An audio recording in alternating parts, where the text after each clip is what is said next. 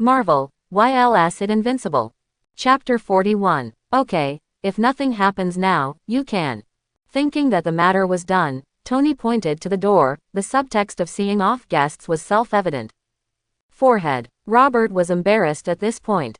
He recalled that his home was full of big holes, and he might have to worry about when it would collapse when he went to sleep at night. If a gust of wind blows, the good result is to be awakened by the cold, but the bad result is. Tony is like this, because of some special reasons I may, ahem. Tony didn't react at first, and it wasn't until a few seconds later that he came to his senses. Tony, you mean you want to live with me for a while, right? When Robert heard Tony's words, he originally wanted to tell him that he actually wanted his help in finding a good and cheap house so that he could buy it and live in it. But now Tony actually offered to let Robert live here. He originally wanted to establish a good relationship with him so that he could use his protagonist Halo to contact the other, Infinity Stones. If you can, Tony. Of course, no problem. Robert wanted to make friends with Tony, and why didn't Tony want to make friends with him? Tony had seen his ability with his own eyes just now, and he knew that even if he made the steel suit, he would not be able to fight Robert. With such a powerful person, any normal person with an above-average IQ would be friends with him. Jarvis, call Pepper for me. Jarvis. Yes, sir. D-ling-ling, dial tone. A few seconds later, Pepper's voice sounded. Hello, Pepper, is your supper ready? If it's ready, bring it down. If it's not ready yet, put it away first. Pepper, I'll be ready now. Just wait a moment. Beep. She seemed to be doing something urgent, so she hung up the phone after speaking in a hurry. Well, I think she should be busy now. How about I ask Jarvis to take you to the room to take a look? Robert, it doesn't matter to me. Tony, okay, Jarvis takes our guests to the guest bedroom. Jarvis, please follow me, Mr. Robert. The voice of artificial intelligence Jarvis sounded, and then an arrow guidance sign shone in front. How about it? After Robert looked at the arrow composed of holographic projection on the ground, Tony asked rather show off. Ordinary people might be really frightened, but Robert already knew Tony's ability and was not surprised by this. Not bad. After giving Tony a perfunctory answer, Robert followed the instructions and went to the guest bedroom, leaving Tony feeling dejected as he pretended to have failed. It can be said that Tony is indeed a famous rich man. The villa he lives in is much larger than the one Robert owned in New York in terms of area alone. Following the guidance, he was taken to a large guest bedroom. Robert took a look at the luxurious and technological decoration in the room, and couldn't help but lie down on the big bed in the center of the room. As soon as he lay down, Robert felt like he was sinking into a cloud. The odor-free bedding on the bed suddenly made him sleepy. It has been detected that your willingness to sleep has reached 90%, and the lighting has been automatically turned off for you. I wish you a sweet dream. Jarvis's voice rang in his ears, and when Robert was about to fall asleep at last, he sighed, it's good to have money. In the underground laboratory of the villa, Tony finished replacing the small reactor on his chest and started what he had originally planned to do after sending Robert away. No, this has to be removed. It's too bloated. There was a drawing composed of holographic images in front of him, and Tony was modifying the armor displayed on the drawing, trying to perfect it to the best. Mr. Tony Stark, Mr. Robert has gone to bed. At this time, Jarvis suddenly spoke out from the holographic image, and Tony was modifying the drawings while talking. Give Robert the highest authority. I have just checked that my father did have such a friend who he had a brief relationship with. He actually wrote about him in his diary. You know, I didn't even appear in a few pages in it. At first, Tony was still talking about business, but then it gradually evolved into his personal soliloquy, and Jarvis just listened to his first sentence and shut down directly, requiring the next call to activate. Bang, bang. Tony, Pepper, who was dragging the dinner plate, had just prepared the supper and wanted to give it to Robert and Tony to try, but what she didn't expect was that her highest authority could not enter the laboratory now. Oh, here it comes. Pepper's position did not allow her to see clearly what Tony was doing, but this did not prevent her from complaining as soon as she came in. Is there something important that you need to hide from me? One of the things I prepared for you just now is already asleep, and the other won't even let me in. Are you alienating me, Tony? Pepper's continuous questioning made Tony feel a little confused. Even Tony himself didn't believe that he could keep her by his side because he liked the new and disliked the old. He said that he had no feelings. Okay, it's true that I didn't alienate you. I was doing business just now. As he spoke, Tony hugged Pepper. Regardless of his doubts and Pepper's confusion, he just wanted to hold her for a while. After an unknown amount of time, Pepper and Tony's eyes met, and the two began to get closer involuntarily. Call. Tony let out a breath of disappointment and blew it on Pepper's face, which made the other party come to his senses instantly and break away from his arms. I think I should go to bed. Good night, Tony. Pepper arranged her clothes in a panic and hurriedly left Tony's sight. Oh well, Tony, who secretly hated himself for not living up to expectations, wanted to slap himself in the face. After watching the cooked duck fly away, he had no choice but to accept the reality and began to devote himself to the research on simplifying the steel suit. He was so busy until late at night that he couldn't hold on to sleep. Before going to sleep, he suddenly remembered something. Jarvis, please remember to wake me up when Robert wakes up tomorrow. There are some details of the plan that I forgot to tell him. Okay, boss, I wish you a sweet dream. Snoring. Tony quickly fell asleep with his tired body, but what made him unable to adapt was Robert's habit of going to bed early and getting up early. Good morning, Mr. Robert. It is now 7 o'clock in the morning. The indoor temperature is 23 degrees Celsius and the outdoor temperature is 17 degrees. The sun has not risen yet. If you are interested, you can go to the window to enjoy the sunrise on the East Coast. Robert just sat up from the bed and was about to fumble to turn on the light. This is a normal step for normal humans to get up in the dark, but the name here is Tony's house. As soon as he made a move, the lights in the room were turned on from weak to bright. It was a very soft feeling, without the abrupt and dazzling feeling caused by suddenly turning on the lights in the dark. Although it is said to be a guest bedroom, it is not only a bed, but also equipped with an exclusive bathroom and shower room. Robert, who went to bed early last night, just wanted to take a shower. 10 minutes later, when he finished taking a shower and opened the shower door, he saw the curtain slowly opening, and a red shadow rising slowly outside the completely transparent glass wall. To be honest, I can't understand why someone would get up at this time. Please brother, the healthy schedule stipulated by the United Nations is to go to bed at 2200 at night and start at 9 o'clock in the morning. Your schedule is obviously not in line with international regulations. While Robert was happily admiring the scenery outside the transparent floating window, Tony's voice sounded a little bit excited in the room, and he was startled at first. I don't like being watched. Robert immediately expressed his protest. I can have whatever I want in my home.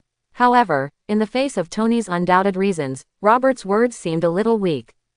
Okay, what do you want to say? Robert was forced to accept the possibility of being monitored at any time unless he moved out. Although he now has a huge sum of 160 million United States dollars in his hand, Robert has not yet thought about using the money to buy a house. It's like this. I asked you to be responsible for the investigation yesterday. Now I have officially hired you as Stark, company's security consultant. And provided you with a mobile account. You move more, conveniently.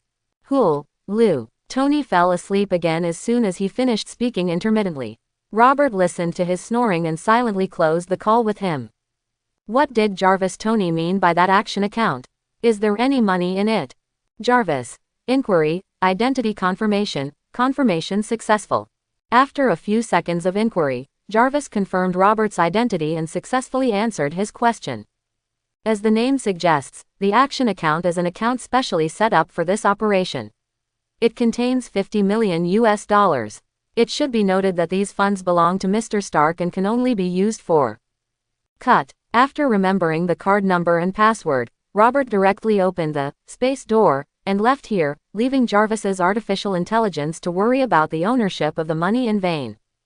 In the bathroom on the second floor of the sophomore class at Midtown High School, a blue light hole appeared out of thin air, and Robert walked out of it.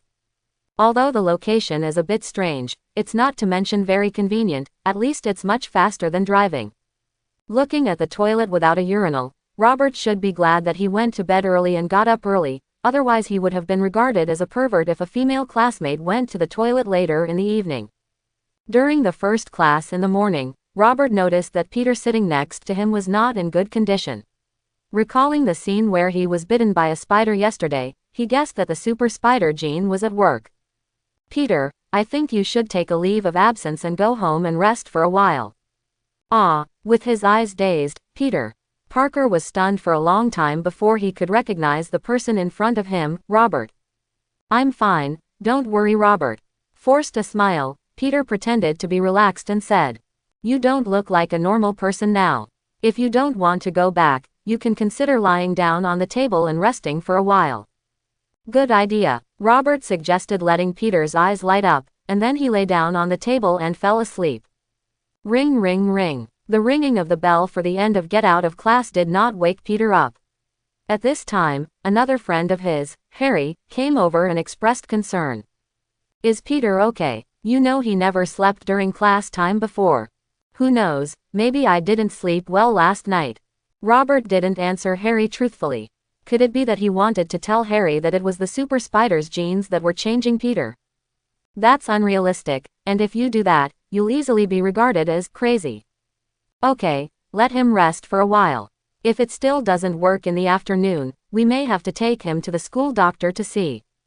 Harry's face was full of worry, and it could be seen that at this time, he still regarded Peter as a friend sincerely, but in the end, the two turned against each other because of a woman and a man, which was sad. Thinking of women, Robert subconsciously shifted his gaze to Belinda in the front row and found that she was also looking at him quietly at this time. Robert found that whenever he looked at her, her eyes were always on him. "Who says money can't buy love?" Robert thought to himself while smiling at Belinda, but his actions made her turn away shyly. A breeze blew through the window, picking up a strand of the girl's hair. The sun also took advantage of this moment to shine on the girl's face, which gave her an indescribable sense of beauty. "Belinda, I love you." Outside the class, a loud roar suddenly sounded, which unintentionally ruined the scenery Robert was admiring, and even ruined his good mood. "Who is that person?" Robert asked Harry next to him. After all, he had just arrived and didn't know many people or didn't know them at all. "Harry, Jim Byron heard that his family works in the education management department, but the position should not be high, otherwise he would have gone to a private school." Robert had already walked up before Harry finished speaking. "Belinda, I have a bouquet of flowers here to represent my deep love for you." "Well, accept him. Quick, Belinda, don't hesitate." Some people had already begun to boo, and the atmosphere had reached this point. Jim himself was about to kneel down on one knee when Robert suddenly broke into the crowd and blocked Belinda. "Jim, who are you? Get away from me." Jim was disgusted by the stranger's ignorance when he suddenly broke in. "What's wrong with you? Didn't you see that the other person was confessing your love? Don't block the way." "That's right, don't make yourself uncomfortable. If you leave now, we can let you go." "What are you still looking at? Get out." Jim's friends saw that his carefully prepared confession was about to be interrupted by a strange boy, and they jumped out to threaten Robert before he could speak.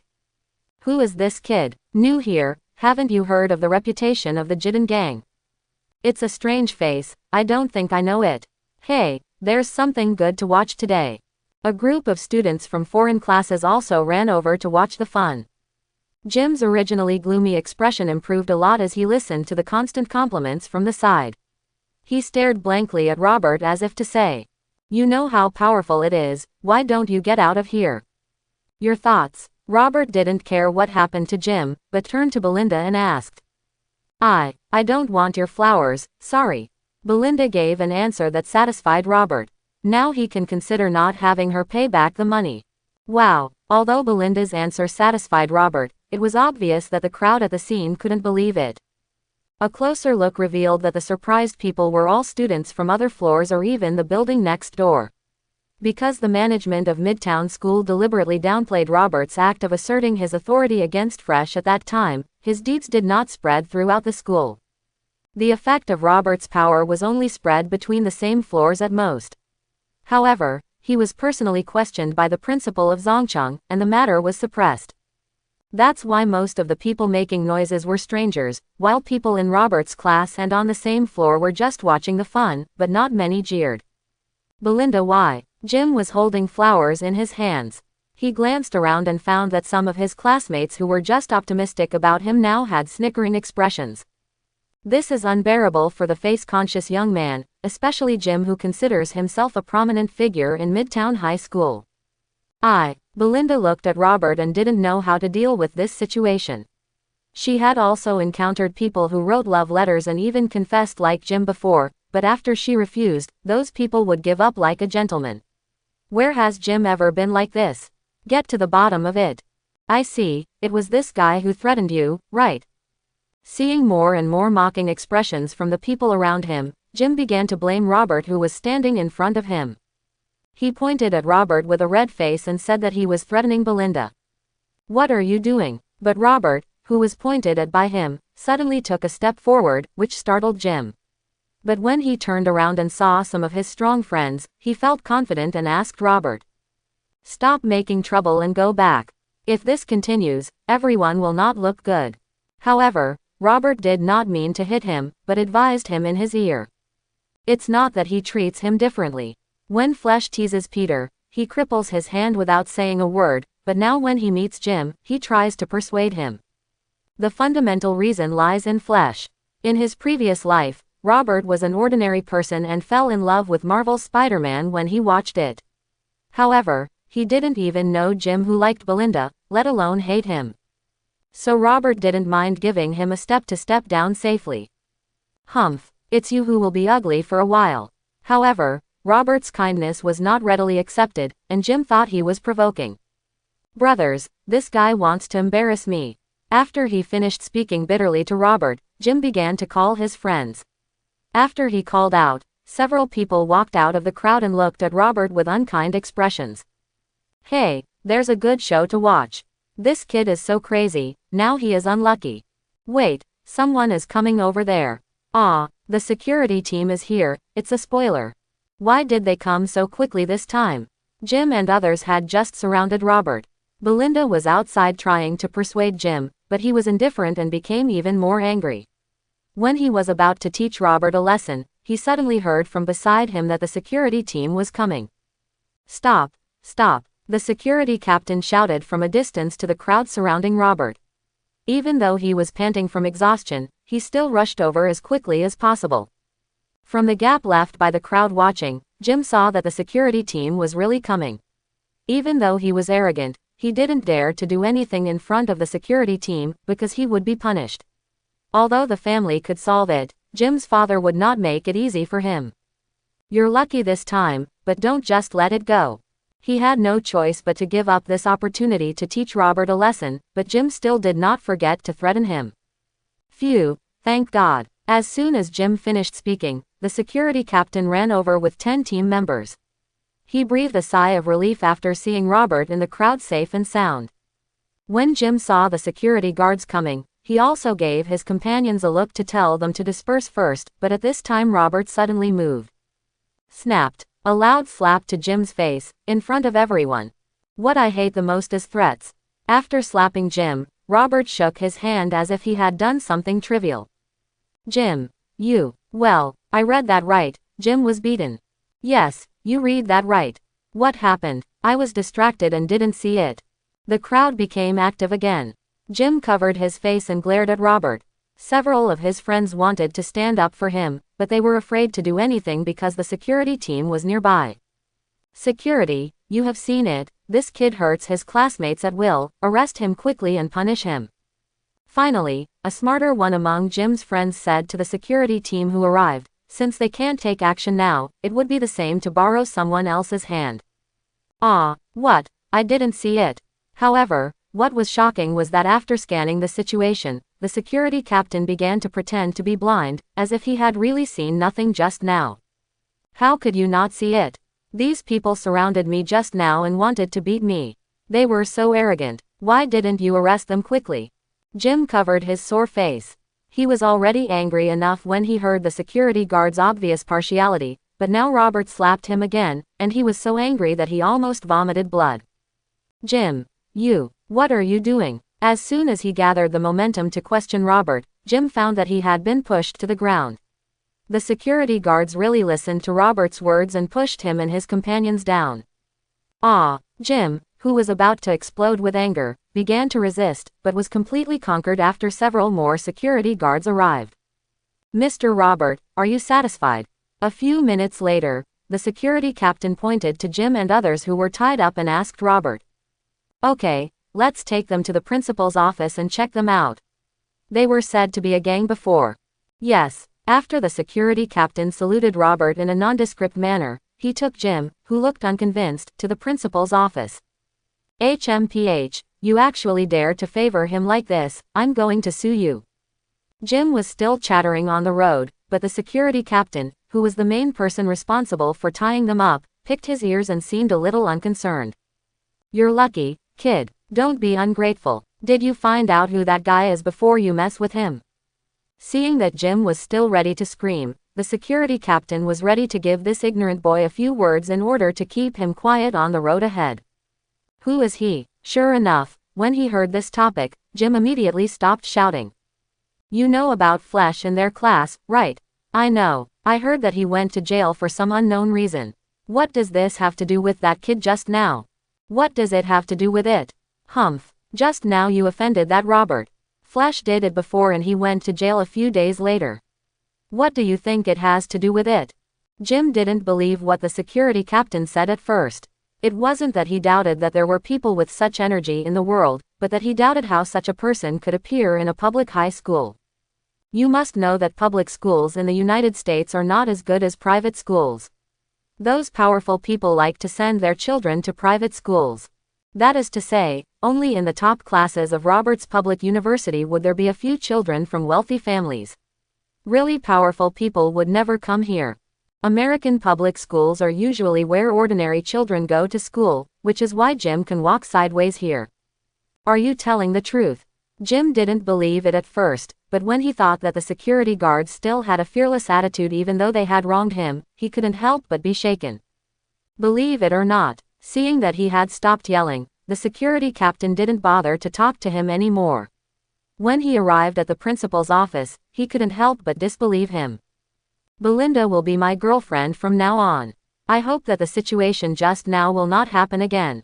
In Robert's class, he hugged Belinda in his arms in public as he spoke, but she didn't resist but was so shy that she buried her face in it. "Okay, let's all disperse." After telling what she wanted to say, she saw that Belinda was really shy, so she didn't say anything more and asked the spectators to disperse. After what he had done to Jim just now, there was no one present who spoke against Robert. Except for a few people who wished him well, no one even said a word of complaint, at least not in person. Holding the girl in my arms and smelling the fragrance on her body, even if I have tasted it once, how can I do that? "Do you still live in Queens?" Robert spoke in Belinda's ear, and a stream of hot air penetrated into her ear. It felt itchy and there was also an inexplicable feeling. "Well, not now, but I should go back to my mother's home after she is discharged from the hospital." Belinda, who was held in Robert's arms, said softly. "Forget it, the place is messy. I have a house in the city. You can go back and clean it up in the next few days. Then I will take you to move there." Now that the identity of the other party has been announced, Robert feels that he should take the responsibility, and he has already thought about the money and does not need to pay it himself. "My home is still livable, and..." "Stop it, listen to me, go back today and prepare to move to my place tomorrow." Stopping Belinda from saying anything she still wanted to argue, Robert decided directly. "Sir, may I ask which area of the house you are planning to buy?" Louise, a New York real estate salesperson, couldn't believe it. This morning she received a call from a stranger before even making a sales call. The man claimed that he was in urgent need of finding a house in the city. Of course, Louise had no reason to refuse such a customer who came to him. As usual, she began to tentatively ask the other party where the bottom line of the price they could afford was. "As long as the location is in the city, the most important thing is that I want a safe location. This is what I care about." Louis originally thought that Robert would name a house in a certain area. After all, customers who called directly like this usually inspected it for a long time in advance. After all, no one's money comes just by the wind. A house in New York City can easily cost hundreds of thousands of dollars. Who can care less about such a lot of money? "Sir, If you want a safer place, we have several units here.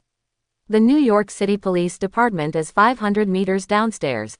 Lewis just mentioned it and was ready to hear Robert's next reaction.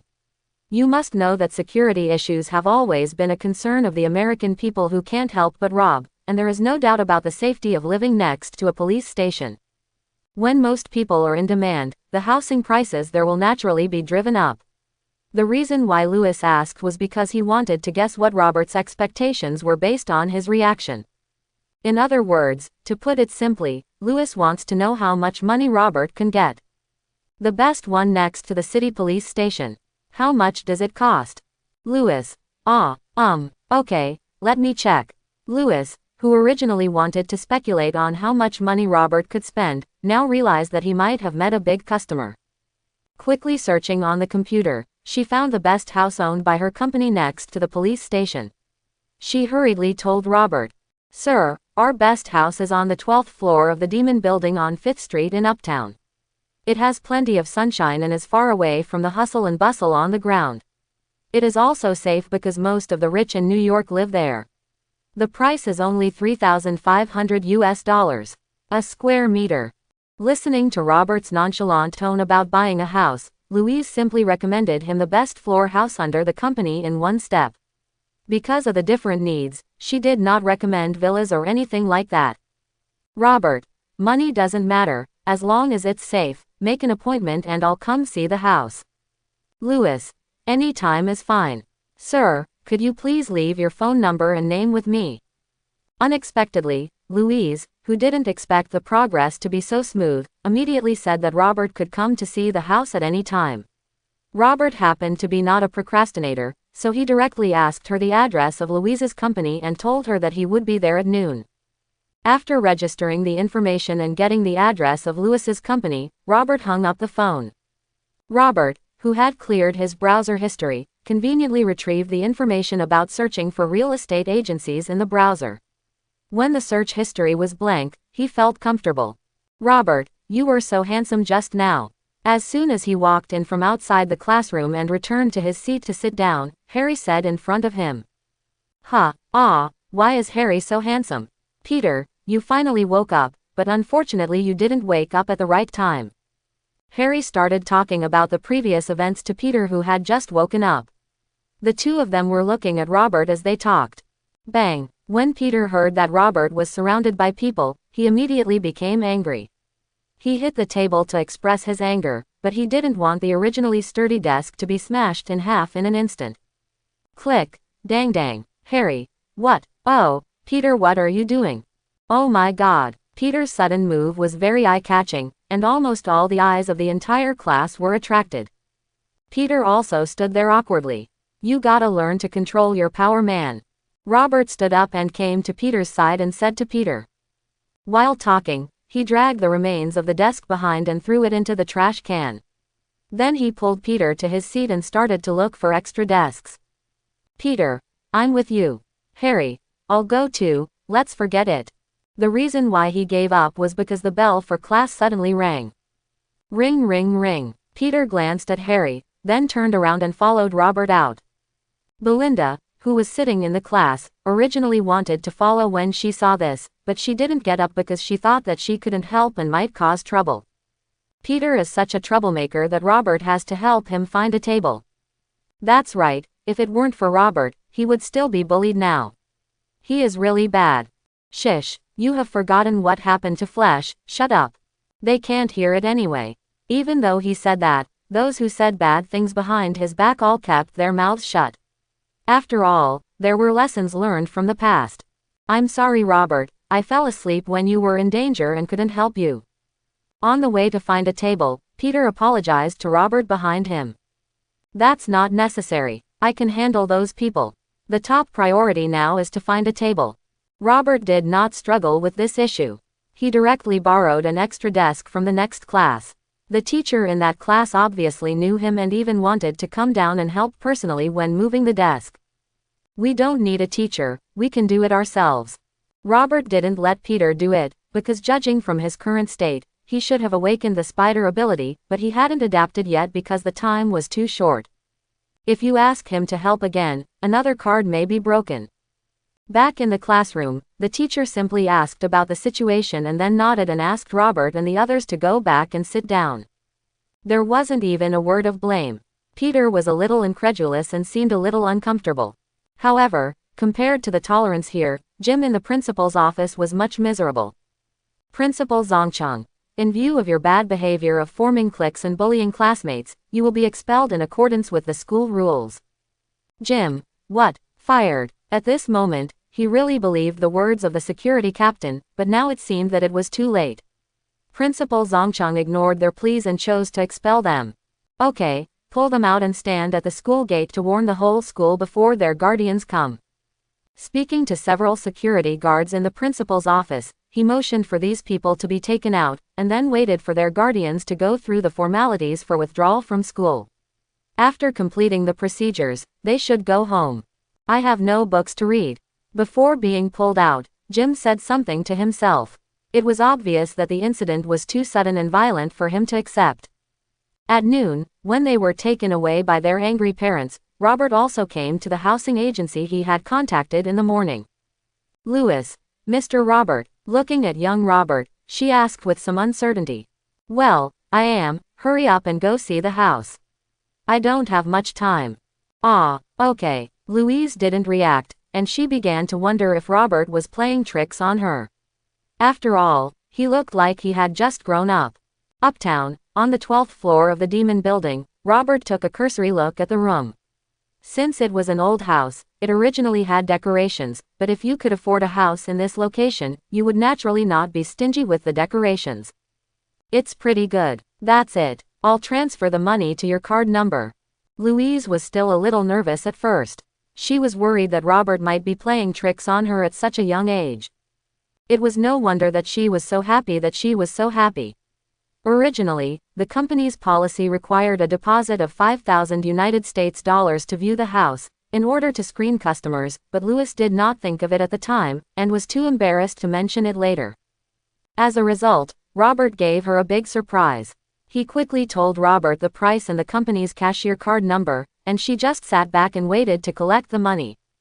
Jingle bell. Lewis, how did you do it? Complete a big deal of $300,000 so quickly. I will definitely reward you well when you come back. Lewis received a call from the leader of their sales team.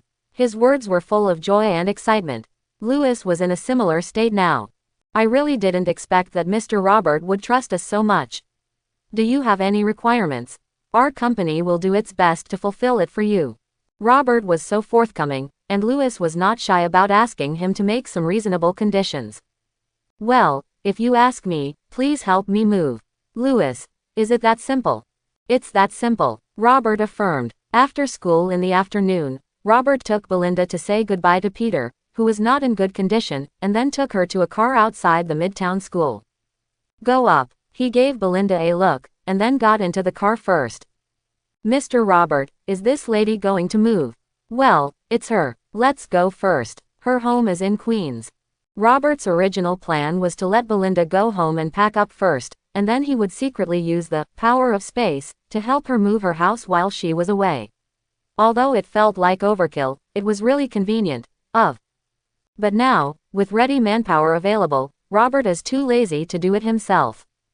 Behind Lewis's car were people from the moving company that cooperated with their company. As soon as these people arrived at Belinda's house, they started packing as required. Mr. Robert, the house transfer contract has been established. Please sign the owner's name and give me your identity information so that you can go back and complete the procedures. So troublesome. Do you need identity information? Robert, who was about to pick up a pen to sign, immediately felt a little embarrassed when he heard that his identity information was required, because his valid identity certificates were all in that dilapidated villa. If he was asked to get them now, would it be impossible for him to hide in the toilet and use the space door? Go back and get it. It's too much trouble. Belinda, come here, he shouted to the troubled girl who was deciding whether to keep something at home. After she came over, Robert pushed her directly in front of Lewis. Let her complete the formalities. Then he left directly, as if he didn't care about the house he bought for hundreds of thousands of dollars. In fact, he really doesn't care that much. Louis looked at the back of the person who left gracefully, and then looked at the confused girl in front of him. To be honest, she was a little envious. Belinda didn't know why she felt a terrible feeling for her sister in front of her for a moment, but when she looked over, there was nothing there. Okay, miss, please sign your name here. This is what Mr. Robert ordered. When she heard that it was Robert who asked to sign, Belinda directly wrote her name without even looking at it, and then went to participate in her conducting work after Louis said there was no problem. Robert, who ignored the situation, quietly slipped into a quiet alley. Well, superheroes always go into alleys when they transform. Opening the space door, Robert returned directly to Tony's home in California. Alright, adjust the thrust to 10%. I hope you won't be ejected this time. Robert appeared in Tony's laboratory without warning, and at this time Tony was doing experiments on his own steel suit. Hey, why do you always show up like this? Can't you just walk through the door? Tony, who was trying to adjust his flying posture, when he saw Robert appear, he was like a man whose underwear was exposed and said angrily, I'm not interested in your stuff. After just one glance, Robert lost interest in Tony's flying machine, and this caused Tony himself to become even more angry. Don't you want to see my new invention? Don't pretend you don't care that no one dislikes it. Tony is now trying to get Robert to like his invention, which makes him seem a bit capricious. I really don't like it that much, and I feel like you won't like it that much the next second. Robert was about to leave without even looking this time, but Tony didn't understand what he meant. When profound. It turned out that Robert meant that he would be pushed into the wall, and this time he hit a solid wall. Why didn't you tell me earlier? Robert was going up the stairs, and Tony, who got up from the ground, yelled at his back. Robert, are you back? It's time to start dinner, why don't you go down and call Tony again? As soon as he walked upstairs, he saw Pepper carrying 2 steaks. Okay. Robert turned back again, and after going down the stairs, he found that Tony, who had fallen to the ground just now, had stood up again, preparing for another experiment. Identity verification. Identity confirmed. Robert has been authorized. After opening the blocked door, Robert Cheng entered. Should I say it or not, Tony, you are quite a hindrance. The identity verification thing just wasted a few seconds of his time. What does this mean to a person who is about to eat? In the way, don't be ridiculous. Without my authorization, this system will make it difficult for you to move in this house. I do not believe. In front of Tony, Robert curled his lips, which hurt the self-esteem of some arrogant people. Jarvis, I'm here, sir. Temporarily revoke all Robert's permissions and remove him from the authorized list within 1 hour. Task generated. Executing. Successfully executed. All Robert's permissions have been removed. Tony angrily made the decision to temporarily revoke Robert's authority to the artificial intelligence, and then turned to look at him with a proud face. You can't go anywhere during this hour. Tony looked at him with an arrogant look. Unless his house was demolished, Robert would really be unable to move even under normal circumstances. Even so, I can still walk on flat ground. Tony, no, you can't. I can. Tony, you can't. The voices of the two gradually increased, and finally Robert was too lazy to start a pointless argument with him. He was about to end it, but suddenly he saw Tony doing experiments in the laboratory. If he remembered correctly, Tony probably thought the place was too small and ran to the underground garage to perfect his suit. Yes, as soon as his eyes wandered, he had an idea, so instead of taking the initiative to end the dispute with Tony, he started to direct it elsewhere. Do you believe I can come and go as I please? Tony, absolutely impossible without destroying anything. Robert, okay, how about we make a bet? Tony, what are you betting on? I'm hooked, hee. Robert smiled in his heart and told him about the bet he just made. You should have a lot of nice cars, right? Tony, you want a car? No problem. If you win I'll give you your choice of car, but what if you lose? If I lose, I will act like a horse and work with you for a year. But the conditions are not as simple as your car, I want them all. What? Why don't you dare? Seeing that Tony was showing signs of coming back to his senses, Robert quickly mocked him. But Tony still hesitated in the face of huge amounts of risk, because many of his cars are limited editions worldwide, and many of them are his favorites. It would be absolutely unacceptable for him to lose them all to Robert. If none of them work, I'll bet you 3 cars at most. Why are you so confident just now that you're giving in? You can admit defeat openly and I won't take one. What Tony couldn't bear the most was Robert's feeling that he seemed to look down on him, but Tony, who still had a trace of reason left, still stuck to the bottom line. You can choose up to 3 cars, no more bets. Tony has obviously come to his senses. Robert is definitely not crazy, and he will not come here to treat him as a horse. Then the thing is very clear, and he is sure that he will not win. However, remembering his previous vows, Tony, who wanted to save face, still wanted to take a gamble and win for nothing else. Moreover, he looked up and looked at his home's complete defense measures and there was no guarantee that he would lose. Okay, 3 cars will be 3. Robert was also afraid that the cooked duck would fly away, so he hurriedly agreed to the bet, otherwise Tony might not even bet on a car if he kept talking about it for a while. Tony, you lost. Pepper has prepared dinner up there and is asking you to come up and eat. Why did I lose? You obviously don't know anything. Well. His next words were choked in his throat. He tried to speak but couldn't do it, because Tony had a breath stuck in the middle of his throat and couldn't come up, and the act of forcing himself to speak could only be a futile attempt. It makes him cough uncontrollably. Cough, cough. What happened? Just now Robert performed a wall-penetrating technique in front of him. After he passed through, the wall was still fine. Can a normal person do this? Tony immediately knew that he had been fooled and was so angry that he was out of breath. It wasn't until a few minutes later that he regained his composure. The first thing he said was, "Robert." A loud roar could still be faintly heard upstairs even though Tony's house was extremely soundproofed. Is that Tony's voice? Even if Pepper is an ordinary person with normal senses, he can hear it, and Robert, who has the human body limit ability, can capture these sounds. Pepper didn't hear it clearly, but Robert himself heard it clearly, but he wouldn't admit it. It seems, maybe Tony is happy because some experiment has been successful. He used a knife to cut a small piece of beef and put it into his mouth. Robert chewed it with enjoyment and said to Pepper. His expression of enjoyment was not fake. If there hadn't been a lady next to him at this time, Robert would have even wanted to swallow the beef on the plate in one bite. Dang, dang. Rushing footsteps sounded on the stairs. Robert, you cunning liar. As soon as Tony came up, he quickly found Robert's whereabouts and began to make invalid accusations against him.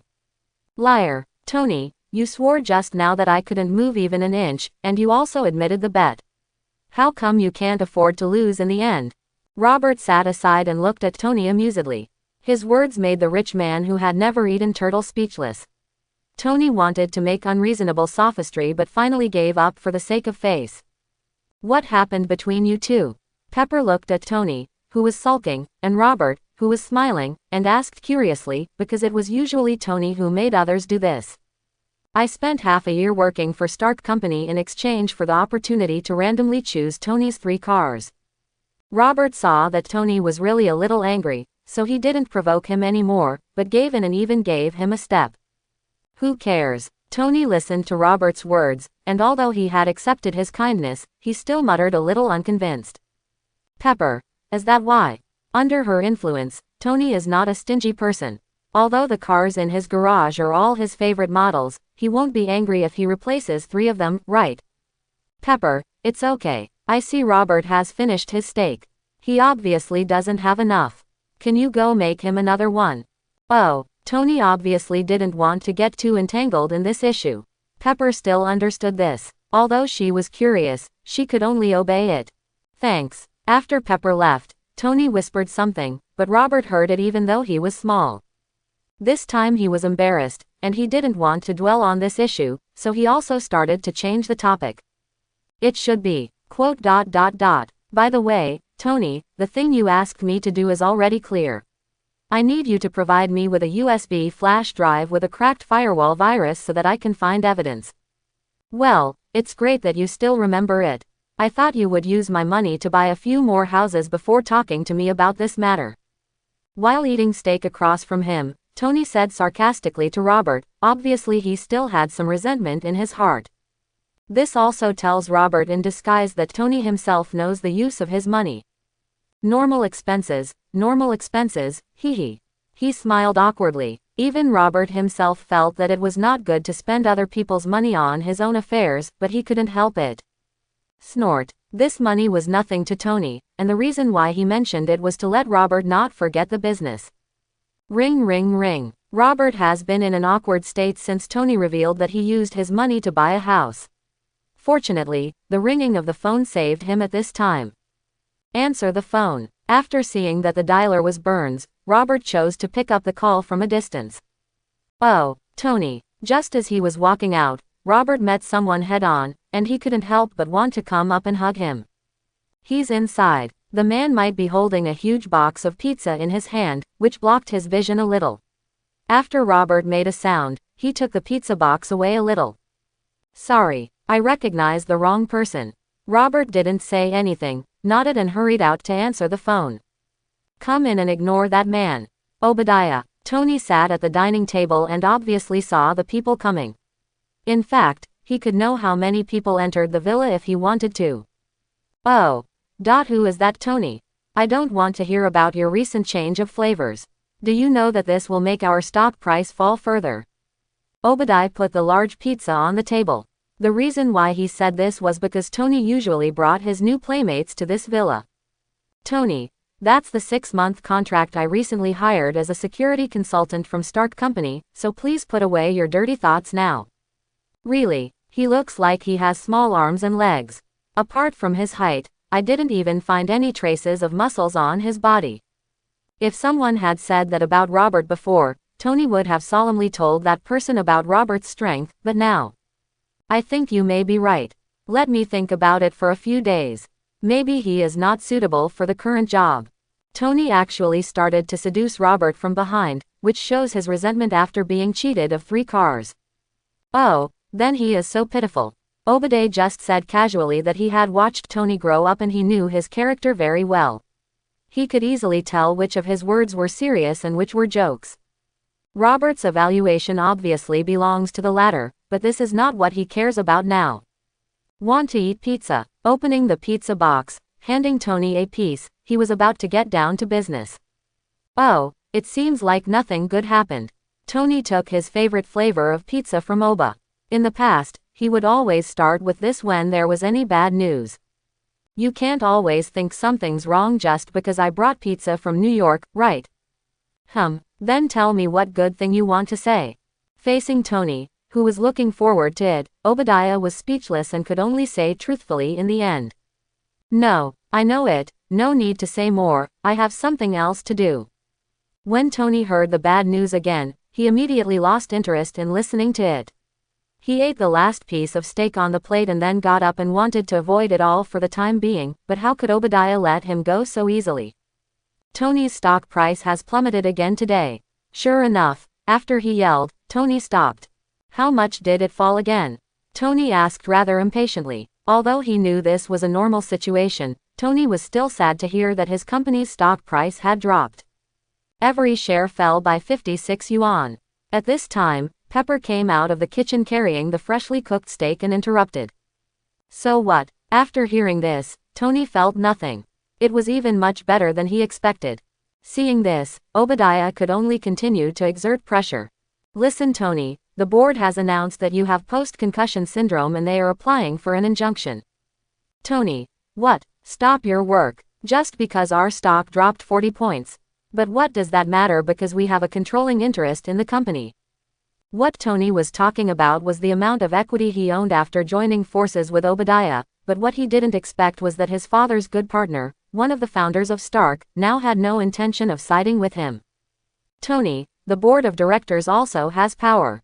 They believe that you and your new ideas are not in the best interests of the company. Of course, Obadiah would not choose to join forces with Tony, as this would not achieve the purpose of forcing him. In fact, he also contributed to the situation after the board meeting. Then I will take responsibility. It is a new starting point for me and the company. In fact, the company should be responsible. Tony also realized that Obadiah was not on his side, but even so, he still would not choose to give in and reopen the arms business. Tony's words were within Obadiah's expectation.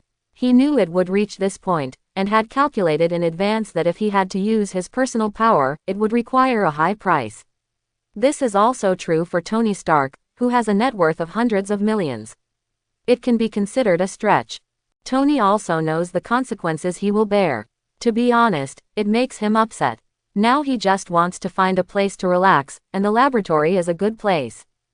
Come on, hey, Tony. Obadiah once again prevented him from leaving, and this time he was ready to tell his true intention of coming.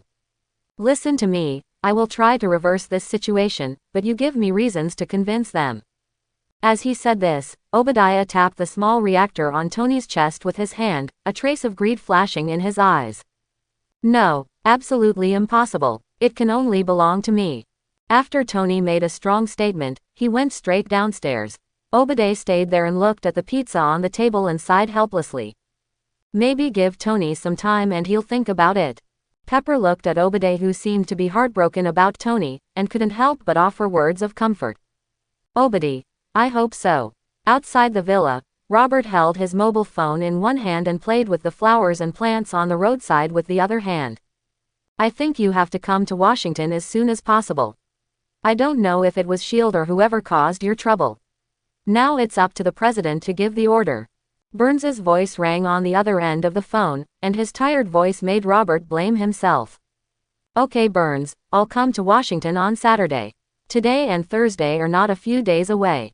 Then I will personally meet those monsters and monsters. Ha ha ha, good. I hope you can still create myths this time. Burns was relieved when Robert gave an exact date. To be honest, there was a lot of pressure on him from all parties in the past 2 days, but with Robert's promise, all the problems were solved. At the same time, Burns also believes that Robert has the ability to deal with those problems. After all, no matter how cunning politicians are, they can still make trouble in the face of absolute strength. S.H.I.E.L.D., or others, if they want my ability, they have to think carefully about themselves. Robert looked toward the west coast in the direction of Washington. He knew that there were people in the top brass of the United States who had been coveting his ability. If Burns hadn't been helping him, maybe someone would have appeared at the bedside in the evening and invited him to drink tea. Robert hated this way of forcing himself and his friends. He had already made up his mind that after arriving in Washington, it would be fine if those people came to be soft. If some people didn't understand and insisted on being hard, then he would show these people the hard way. When Obadiah left, the two happened to meet at the door. Tony admires you very much, do a good job young man. Like a kind elder, Obadiah patted Robert's shoulder affectionately as if to encourage him. Thanks. As the saying goes, don't hit the smiling man. Even though he knew that he was the real murderer Tony was looking for, in order to keep the plot on the original basic track, Robert still chose to wait for a while before exposing him. The exchange between the two was very short, only 2 or 3 sentences, and then Obadiah left in a hurry. Robert, who guessed what he might be doing, smiled and turned back to the house. Authentication failed, but the embarrassing thing is that Tony's 1-hour order is still in effect, and Robert can only use the wall again. Back at the villa, I was about to go to my room to rest for a while, but when I passed by the restaurant. Robert, your steak. As soon as he entered, Pepper pointed at the plate of freshly fried steak on the table and said, I am full. Before he finished speaking, he was interrupted by Pepper holding his arms. Just now you had time to stop me from making another one, but you didn't. I think this means you have the ability to solve it, right? Pepper looked at him seriously, as if to say that Robert would be wasting her labor if she didn't finish the steak. Fine, Mr. Robert, the boss invites you to the garage. Just as he was about to compromise, the voice of artificial intelligence Jarvis rang. It must be something big. Can you help me put it in the refrigerator first? Pointing to the steak, Robert rubbed oil on his soles and ran away without looking at Pepper's helpless expression. Okay, trial 37, version 2.0, let's try it again. At this time, in the spacious garage, Tony quickly set up an experimental platform and began experiments on his own thruster. No, but when he was about to start, Robert suddenly jumped out and held him down. The experiment failed and force majeure was encountered. Tony, what are you doing? He didn't understand why Robert suddenly went crazy. Robert, what are you doing? I ignored him at all and quickly scanned the cars in the garage. I breathed a sigh of relief after finding that they were all in good condition. Okay, I've given you the keys, but you have to take good care of them on time. That's the most basic thing. Before Tony could finish his words, Robert grabbed 3 car keys. At first, he didn't want to let go. Tony watched with pain as Robert took away the keys to his car. Tony was very sad. Okay, I don't have anywhere to put them, so I'll leave them here, but you have to protect them from getting damaged. Judging from Tony's appearance, Robert estimated that he really liked these cars. Robert, who was just having a playful attitude, didn't need to care about these ownership issues. Robert, to be honest, sometimes you are quite considerate. Looking at the lost key in his hand, Tony said with some sincerity. Whatever, I'm going to bed later, why did you ask me to come over? Oh, this is the USB flash drive you want. I guarantee that not many defense systems in the world can withstand it. After handing him the USB flash drive, Tony started his own experiment again. The 3 cars he selected had been parked in corners under Robert's strong suggestion, and the possibility of damage was greatly reduced. Okay, I'll leave first. Although the birth of Iron Man is very interesting and necessary to witness, judging from the current stage of Tony's progress, it will take at least a few days to complete. The next day, Robert ran to school through the space gate again. Even though he was halfway across the United States, there was still no pressure on him who had now recovered. Good morning, Robert. Peter, good morning, you look good today. When Robert met Peter at school in the morning, he found that his spirit was obviously different, and some very subtle perceptions told him that Peter was different. I feel 100% more energetic now. Not only did he look good, Peter himself felt that his condition was much better. He felt like he could wrestle an adult bull now. Robert, just as he was about to praise Peter again, Belinda's voice suddenly ended everything. Robert looked toward the source of the sound and found Belinda running towards her with 2 sandwiches in her hands. Did you have breakfast? When I came to Robert, in addition to being a little out of breath from the 2 runs just now, I was also a little nervous caused by shyness. I won't disturb you anymore, see you in the classroom. As soon as Peter saw the situation, he knew that he was here to have breakfast with Robert. After giving him an envious look, he chose to take the first step. Okay, Peter. Looking at Peter Parker's retreating back, Robert took the sandwich from Belinda's hand and took a bite. How do you know I didn't have breakfast? Taking Belinda to the ornamental lake in the center of the school, Robert asked with some confusion. You said something yesterday. The girl also held a sandwich in her hand. She took small bites while answering Robert's questions. Belinda's dress today was very conventional. She wore a loose pink long sleeves that made her look a little cute. She wore a pair of jeans underneath, and a pair of white canvas shoes on her feet, which was a little negative. I'll take you to buy some clothes tonight. Seeing Belinda, who was as beautiful as a Barbie doll, wearing these things, Robert couldn't bear it, so he simply said. No need, I still have a lot of clothes. Belinda subconsciously didn't want to trouble Robert, but before she could finish her words, she was pulled into his arms and said in his ear with an unmistakable voice. Obedient. Belinda made a little sound from her nasal cavity, and was used to Robert's dominance. The day passes a little too fast. Someone said that if you repeat something for a long time every day, people will feel that time flies. This is how Robert feels now. If Peter hadn't explained some knowledge to him every day, this day would have gone by even faster. After all, understanding something is not exactly the same as doing the same thing again. Time flies by when he comes to school every day to listen to the Bible. Belinda, wait for me here for a while, and I'll go get the car. At the school gate, Robert, who had agreed to take Belinda to buy clothes, immediately asked her to wait where she was. After all, they couldn't walk there, right? So Robert had already thought about it. At first, he was planning to go back through the space gate and drive the Audi car. But he suddenly realized that he had won 3 Tony cars yesterday. The 50th experiment, version 3.0 starts experimenting. In Tony's underground parking garage, the steel suit has been almost optimized by him. This is much faster than Robert predicted, but just when he was doing debugging experiments, a huge amount of blue light hole appeared. Now aside. Oh. Tony hurriedly stopped his flight path from approaching the blue light hole. He didn't want to enter this unknown thing in a daze and die without knowing how. Hey, Tony, are you there? I'm going to drive out, do you want to come? As soon as Robert came out of the light hole, he saw Tony flying in the air, but his words were obviously polite. After all, he chose a Bugatti limited edition sports car that could only seat 2 people. Okay, I just happened to be tired from doing experiments all day long. Unexpectedly, Tony actually agreed. Cultural differences. This time it was Robert's turn to be embarrassed. He scratched his head and finally thought of an optimal solution. I have another person over there, please drive another car. Robert pointed at the one that was obviously enlarged by him, the gate of space, and said to Tony. Then let me drive this car. Tony, who had already made up his mind to go out to relax, directly chose an Audi sports car closest to Robert. He seemed to have a soft spot for Audi cars.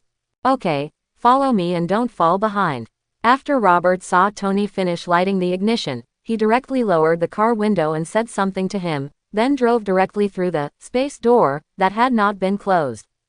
Wang! The roar of the engine of a top-notch sports car echoed outside Zhongcheng High School, and Robert's relatively hidden alley also attracted attention because of this roar. Gone. I've never played before. Why are you so fierce all of a sudden?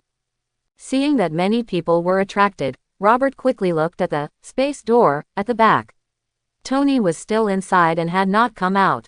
He could not close it, otherwise Iron Man might be gone in the future. Wow, what a handsome car. Is this a Bugatti? Why haven't I seen this one online? It won't be a limited edition, right? TCH. Do you know how much the limited edition costs? Dip. Dip. Just as more and more students were watching, the sound of trumpets sounded behind them. After seeing that Tony had completely passed through the gate of space, Robert hurriedly took back the power of space. Without the supply of energy, the open space door also disappeared automatically. Fortunately, it was before anyone saw it. You seem to be very nervous. Why? Your own special ability. Tony drove to Robert. He looked around just now as if he was afraid of being seen.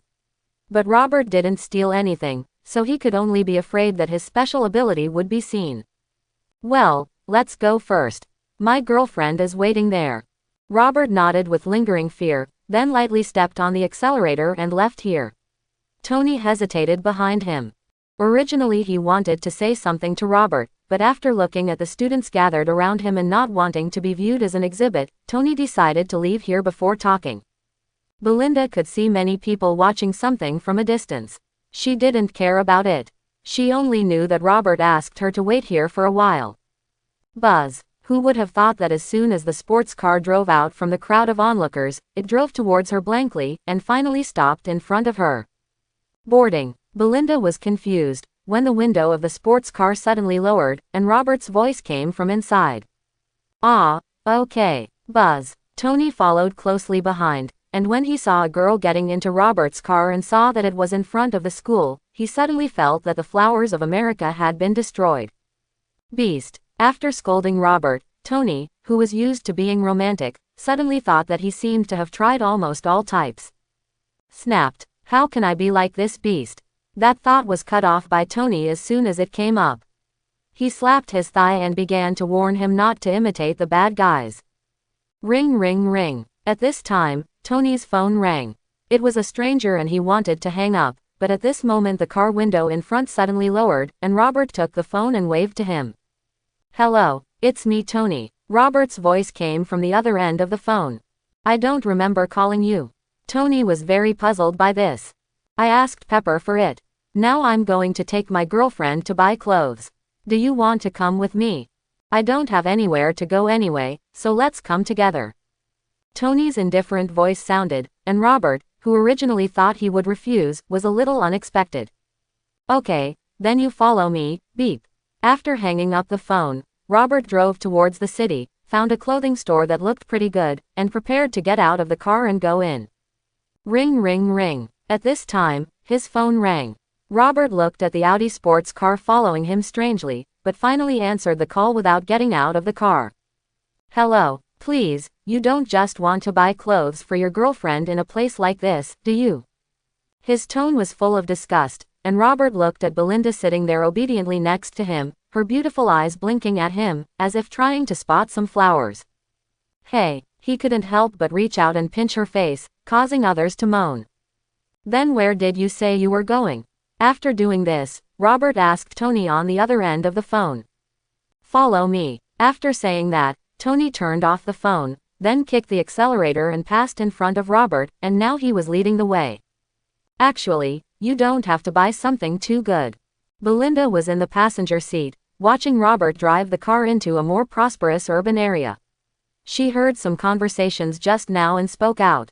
But this time Robert ignored her. In Times Square, New York, Tony took Robert and parked the car outside first, then walked in and took him to the door of a store. That's it. Although their clothes are not as good as custom-made ones, they are better because they have more styles, workmanship and materials are better. Robert raised his head and looked at the store. Although there is still a large store in such a place where land is so valuable, the decoration inside is both luxurious and stylish, and it looks good. Should we buy clothes here, but they look good. What did you do to your girlfriend? Before Belinda could finish her words, Tony, who was standing aside, looked at Robert in surprise, feeling as if he was abusing a young girl. Okay, why don't you just bring it with you and buy it? Times Square was full of people at this time, and even though he didn't know him, Robert felt a little embarrassed when he was ridiculed in front of so many people. Hee, ha ha ha, it's fine. Seeing Robert's embarrassed look, Tony couldn't help laughing. The depression accumulated in his heart seemed to be relieved a lot, but it was Belinda who came to comfort Robert. Look, that person seems to be Tony Stark. Where is Beely? Robert and his group were standing in Times Square. Where they didn't notice, two reporters with press credentials hanging on their chests, who were originally preparing to cover food safety issues, suddenly discovered Tony, who was laughing. Oh my God, it's really him. I heard that all the major media are going crazy looking for him. If I could interview him, the material would definitely attract competition from various companies. How much money would it cost? Stop talking and hurry up, catch up. Of course, Tony would not catch Robert's embarrassment. In fact, he just laughed for a while and then returned to his seriousness, straightened his clothes and walked into the store. Welcome, how can I help? As soon as they entered the store, a dignified-looking service staff came up to receive Robert and the others. Buy some clothes for this lady, take it with you. Tony pointed at Belinda to indicate that she was the one buying the clothes. Okay miss, please go this way. Belinda was led away. When Robert saw this, he originally wanted to follow, but was stopped by Tony. What, Tony? Look up there. Pointing to a sign above, the prompt was that only men are allowed in the ladies section. Belinda, who took a few steps forward, saw that Robert did not follow her, so she quickly turned her head to look at him, her eyes full of doubts. Robert followed suit and pointed to the sign above, and motioned to Belinda to just choose it herself. Why do you seem so familiar with this place? Please, my previous title was Playboy. You have to know that some women can't be obtained by just giving them money. You have to give them a sense of ritual and take them shopping. Tony said to Robert with a proud face, as if his familiarity with these things was worth showing off. Robert chuckled without a smile. Well, it seems you're not interested. When Tony saw Robert's reaction, he knew that what he just said would not attract him. What about money? How about I teach you how to make money? Tony looked at Robert with burning eyes as if he were looking at a treasure house, which made him very uncomfortable. You talk a lot today, Tony, what do you want to say? Tony, money. You still care about money. Robert felt it was a joke. The famous tycoon Tony Stark told himself that he was interested in money.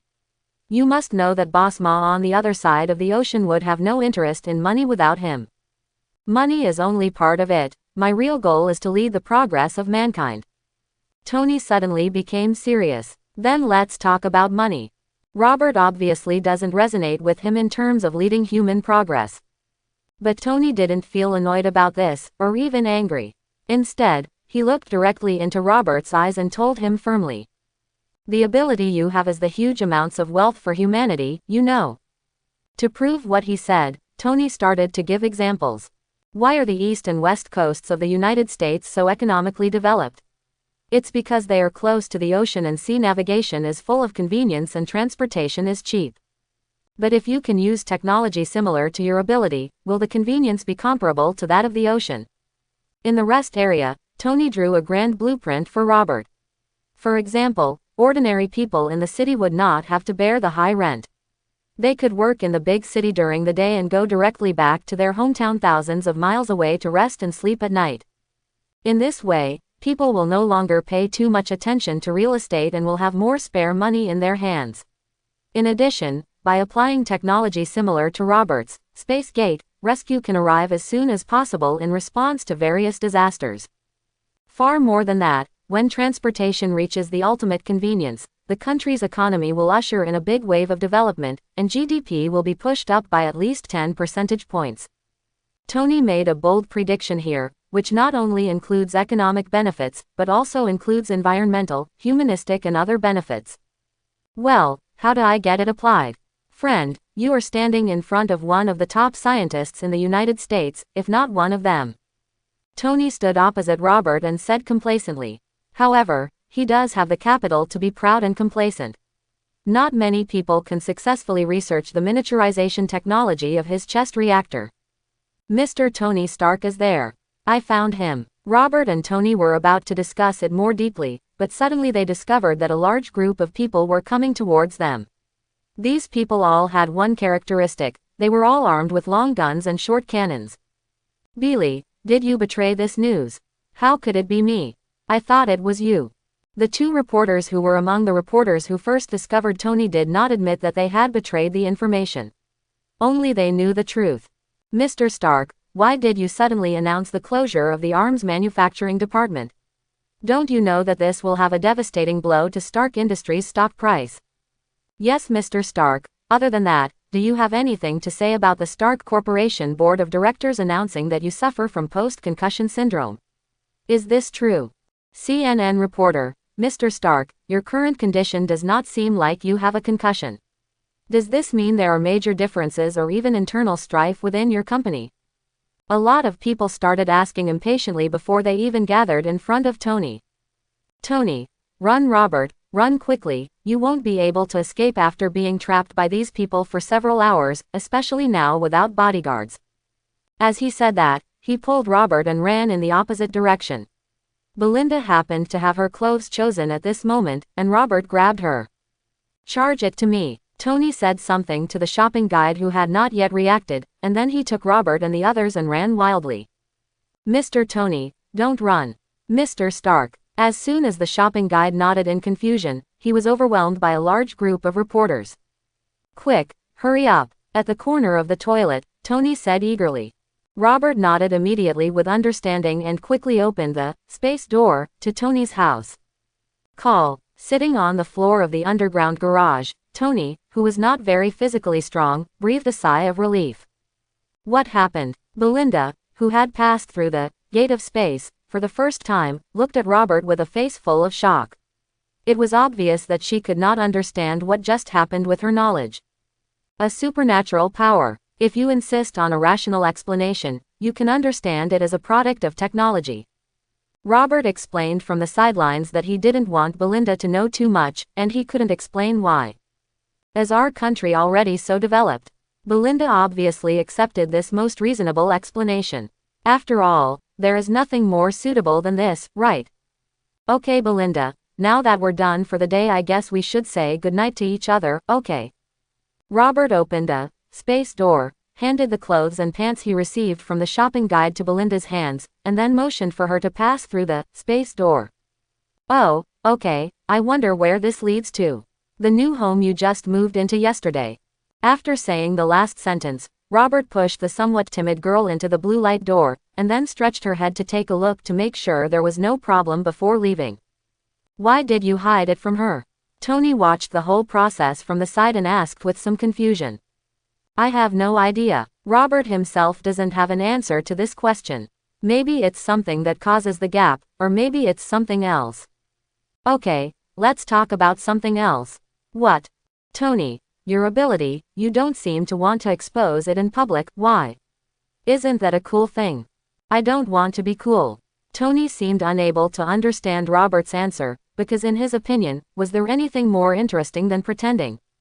Let's not talk about this anymore. You just said that it is feasible to imitate technology similar to my ability. If it is successful, then can I live a lifetime just lying down like the toll station owner? Tony, please, don't just think about the toll station, okay? Your thinking is still stuck in the last century. Tony was quite contemptuous of the idea that Robert had no innovation and had an attitude of just eating and waiting to die. He began to introduce to Robert the increase in GDP that would be achieved if this scientific research project was really completed, as well as the huge contribution it would make to human society. Ah, good, good. Now let's talk about how to apply it, shall we? Too lazy to listen to Tony's high-sounding words, Robert concluded that all he wanted was to leave his name in history. Now, I'm afraid it's not possible. Looking at the improved armor he was about to take shape, Tony felt that it was more important at the moment. Then let's talk about it when you have time. Robert also saw the steel suit on the side and knew that it was undoubtedly more important and urgent for Tony. Okay, I'll start this great research as soon as I'm free. After the two reached an agreement, Robert was ready to go back to the guest room to sleep, but suddenly he seemed to remember something. Belinda, who was coming out of the bathroom, suddenly saw Robert walking out of the blue light hole, wearing only a bath towel. She was immediately startled. Why are you here? She didn't relax until she saw the person clearly, but she still subconsciously tightened the towel. Hey, Robert told her with practical actions, and a little white sheep appeared in front of her almost instantly. In his previous life, Robert once read on the internet that some great people said that white people seem to be refined but are actually rough, while black people seem to be rough. This is total fart. Robert was stroking a piece of white greasy in his hand at this time, and he got the truth after experiencing it personally. More than 2 hours later. I originally wanted to go to the hospital to take care of my mother after taking a shower. On the bed in the bedroom, Belinda lay on Robert with lingering moisture on her face, stroking the muscles of his chest while talking. I remember that I paid for the VIP ward. Don't they have a dedicated medical staff to take care of it? Robert felt a little confused about Belinda's words, because he spent a lot of money on that ward at that time. Yes, there is, but I'm afraid my mother won't be used to it. After hearing what she said, Robert thought about it and finally decided to send her on a trip. Get dressed. It's not too late for me to see you off, but I'm still afraid it won't be safe. Oh, Belinda stood up obediently and subconsciously wanted to get her old clothes and put them on, but the large and small bags of new clothes were neatly placed aside by her. Wear new ones, otherwise I will throw away these things. No, I'll wear it right away. Seeing that she was obedient, Robert nodded with satisfaction. Suddenly he remembered two things, so he walked to the balcony and made a phone call. A few seconds later, "Hello, Robert," Tony's voice came from the other end. "Tony, did you send someone to pick up the car we parked in Times Square?" "Oh, I almost forgot, I'm going to call Happy to go." As he said that, he was about to hang up the phone. Etc. Robert hurriedly stopped hanging up the phone, then looked at Belinda who was changing clothes, and decided to close the balcony door before talking. "Tony, I'm sorry, I was a little taking advantage of you. I'll pay you back the money I paid for Belinda's clothes and house." After all, Robert in his previous life was just an ordinary person, and he had not adapted to many of his thoughts, such as being greedy for petty gains. Tony on the opposite side didn't expect Robert to say this. After a moment of silence, he replied, "I have never cared about this, Robert. In fact, I know that you were frozen in the 70s. It is natural for me to think that you have no money.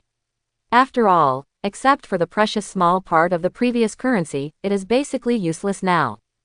If it hadn't been like this, you wouldn't have had a place to live, right? So there's no need to apologize. If nothing else, just for my father's sake." Robert understood what Tony said, and it probably meant that he came to him because he thought he would live in poverty after waking up and had no other options. "So just think of that money as what I gave you on behalf of my father. It's really not worth mentioning to me." On Tony's part, he had already understood that Robert was embarrassed to accept his funding, which was the so-called damaged self-esteem, so he tried to comfort this friend who had been recognized by him. After all, not many people could admit their shortcomings. Thank you, Tony, but I still have to pay you back the money. This will make me feel better. I don't need it, I don't care. Tony, who always thought Robert was a poor man, refused to ask for his money.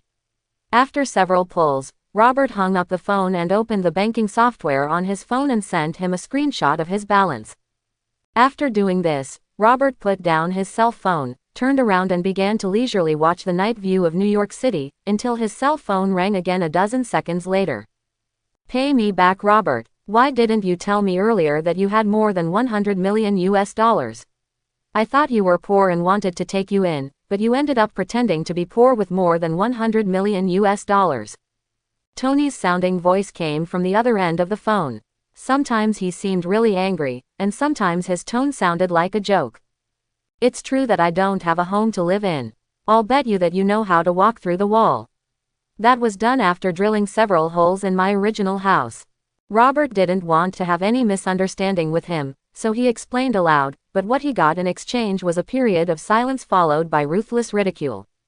Quote, "Ha ha ha, sometimes I really feel like you were a comedian.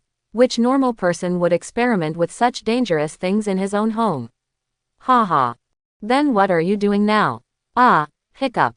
Robert's words directly choked Tony. He turned around and looked at the steel suit being tested and suddenly realized that he didn't seem to be normal either. Ha, I'm just kidding. Since you have money, do whatever you want. I'm going to do an experiment. Goodbye. Tony hung up the phone rather embarrassed. Robert smiled, opened the mobile banking and transferred 500,000 US dollars to Tony's previous so-called mission account. Even if he paid back the money, he was not going to take any money from it in the future. From this moment on, Robert had some changes that he himself was not even aware of. Okay, are you ready? Robert walked back from the balcony to the house. He originally planned to take Belinda to the hospital to take care of her mother, but when he saw her halfway through changing into new clothes, she suddenly couldn't walk. Ah, not yet. Can you help me see what kind of underwear to wear? The shopping guide seems to have brought me such things. As she spoke, Belinda picked up a pair of crystal stockings with a distressed expression. This thing is pretty good, why don't you put it on and take a look? Belinda, but I'm wearing a top right now. Wouldn't it be weird to wear stockings like this? It's okay, put it on and take a look. Robert's nose was filled with heat at this time. He stared at Belinda for a second and immediately pounced on her after she obeyed his words and put on her stockings. Ah, soon ripples appeared in the living room, which was not enough for outsiders to explain. It was another few hours of tossing, but Robert was afraid that Belinda wouldn't be able to bear it, so he didn't fight all night. Human body limits YYDS. Robert praised in his heart. 9 o'clock in the morning. Ring ring. The sound of the phone rang, waking Robert up. He quickly covered the phone and silenced it quickly. Then he looked at Belinda, who was hugging him, and breathed a sigh of relief when he found that she had not been awakened. Hello. In the living room, Robert poured himself a glass of water before answering the phone. Uncle Robert, I'm at your door. I think you still remember today's hearing, right? Dean stood outside Robert's original house, and after ringing the doorbell several times to no avail, he chose to make the call. Ah, I remember you waited for me for a while. In fact, he had almost forgotten about it. If Dean hadn't come to pick him up, he might have missed it. Dean. Okay. After hanging up the phone, Robert hurriedly dressed and freshened up briefly before opening the space door and returning to his original home in the suburbs. As soon as he came back, he saw several big holes. Robert felt it was a miracle that they hadn't collapsed yet. Uncle Robert, when he opened the door from the house, he saw Dean, who had been waiting for him for a long time. He greeted him as usual, but he was shocked when he saw the scene in the house behind Robert. Are you going to do a second renovation? It took a while for Dean to come back to his senses and ask. This seemed to be the only reasonable explanation at the moment.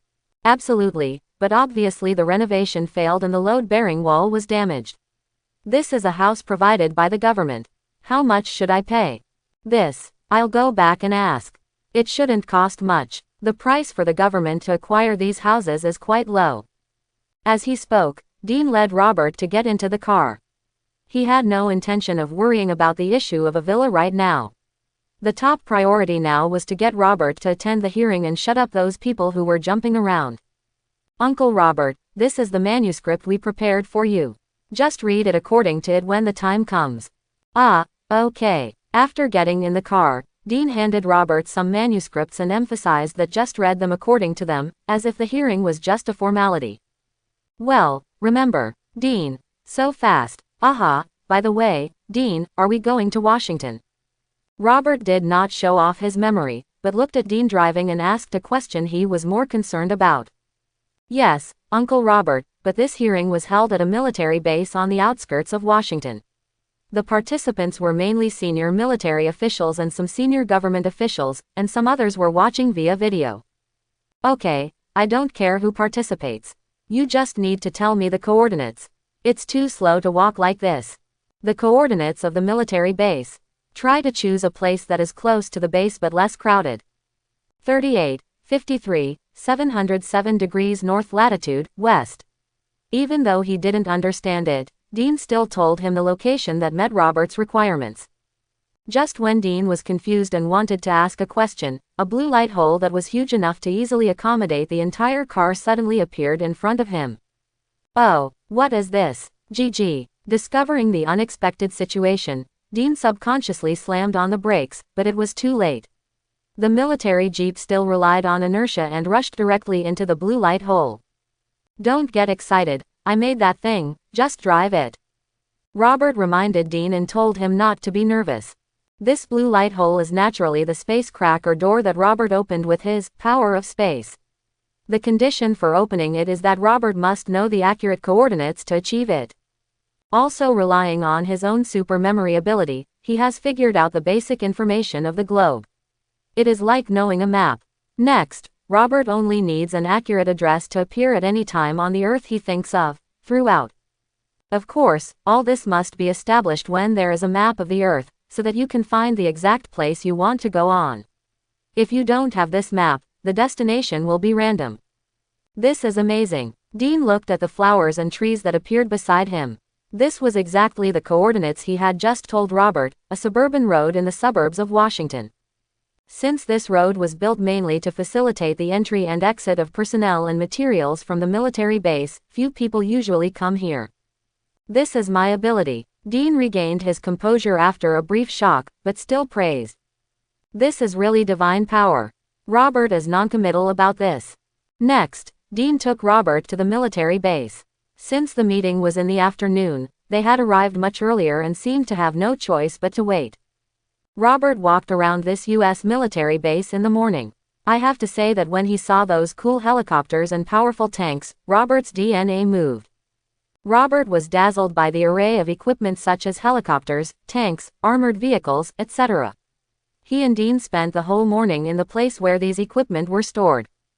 Because both of them were colonels and were on the same level as the highest commander of the military base, no one came to stop them. Robert climbed onto the top of a tank, and just as he was about to sit in and take a look, a soldier ran over and said something to Dean. Dean nodded and shouted to Robert, "Uncle Robert, the hearing has begun." This meeting was chaired by Major General Moore and was attended by members of the two largest parties in the Federation. I heard that even the president is very interested in this meeting and may follow it through a live broadcast. Dean made a brief introduction to Robert. After Robert expressed understanding, they entered the meeting hall, which should have been temporarily set up by the combat headquarters.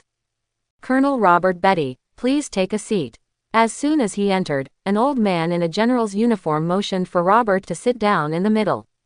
There were many positions displayed on both sides of that position, and there were people on them. After Robert sat down, he looked at the position of Major General Moore, which was deliberately raised. Looking at the surrounding situation, he felt like he was on trial. Moore, okay, Colonel Robert is already in place, I declare the meeting to begin. Now let's watch a video. As he spoke, Moore winked at the soldier on the side, who immediately started playing the video on the screen that had been prepared. Ho, you bugs. The figure of hatred appears in the video, and the first thing is that it can be called devastating damage. In the video, the U.S. military, whether using rifles, machine guns, or artillery shells, was unable to cause substantial damage to it until Robert's appearance. Ah, The hatred that was still arrogant just now seemed to have a hand swallowed up by a ball of blue energy directly in front of Robert. When it wanted to withdraw, the blue light disappeared, and the hand of hatred also disappeared. Oh my god. Call. Some people present obviously had not seen this video beforehand and were surprised to see it now. Okay, Colonel Robert, now let's get to the point. Is the blue energy that appeared in front of you to block the hateful attack something you possess, regardless of whether it exists in the form of a weapon? General Moore had seen this battle video, so he did not show surprise, but asked questions calmly. It's what I own. Robert didn't want to deny anything, so he raised his hand and a ball of blue, space power, appeared in front of people. But it's not in the form of a weapon but an ability. Incredible. General Moore and everyone at the scene stared at the energy ball in Robert's hand. They came to their senses after more than 10 seconds as Robert collected the energy supply. Ahem. Colonel Robert, if the files recorded 70 years ago were still a normal person, what about you now? General Moore withdrew his shocked eyes, sat back on the bench and continued to ask. All I know is that I touched a blue magic, and then these abilities suddenly appeared. Robert started to talk nonsense. He told half-truths and half-false stories about how he obtained the ability. Anyway, it was impossible for these people to check the ability box in his body. Let's call that thing an energy demon. Last time you mentioned it to S.H.I.E.L.D. We also sent people to try it, but nothing was gained by touching it. Instead, we lost several outstanding talents.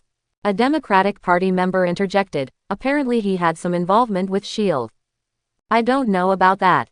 Robert spread his hands and said that he didn't know, which did not satisfy the Democratic Party congressman. I actually tend to believe you, Robert, but just because you don't know it doesn't mean that modern technology doesn't know it. Maybe you can go to our laboratory. Enough. Do you want a colonel from our US military, a combat hero 70 years ago, to go and do human experiments in your dirty laboratory?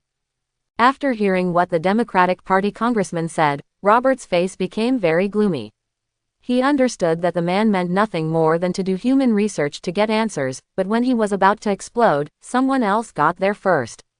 Robert looked at the man and found that he was a congressman representative of the Labor Party, another major party in the United States, but he did not think that this congressman really spoke for him because of his achievements 70 years ago. Looking towards Dean's position, Robert immediately understood which side he was on when he saw him blinking. I will never accept so-called human experiments. In a free and democratic America, I think no one would force citizens to do it, right?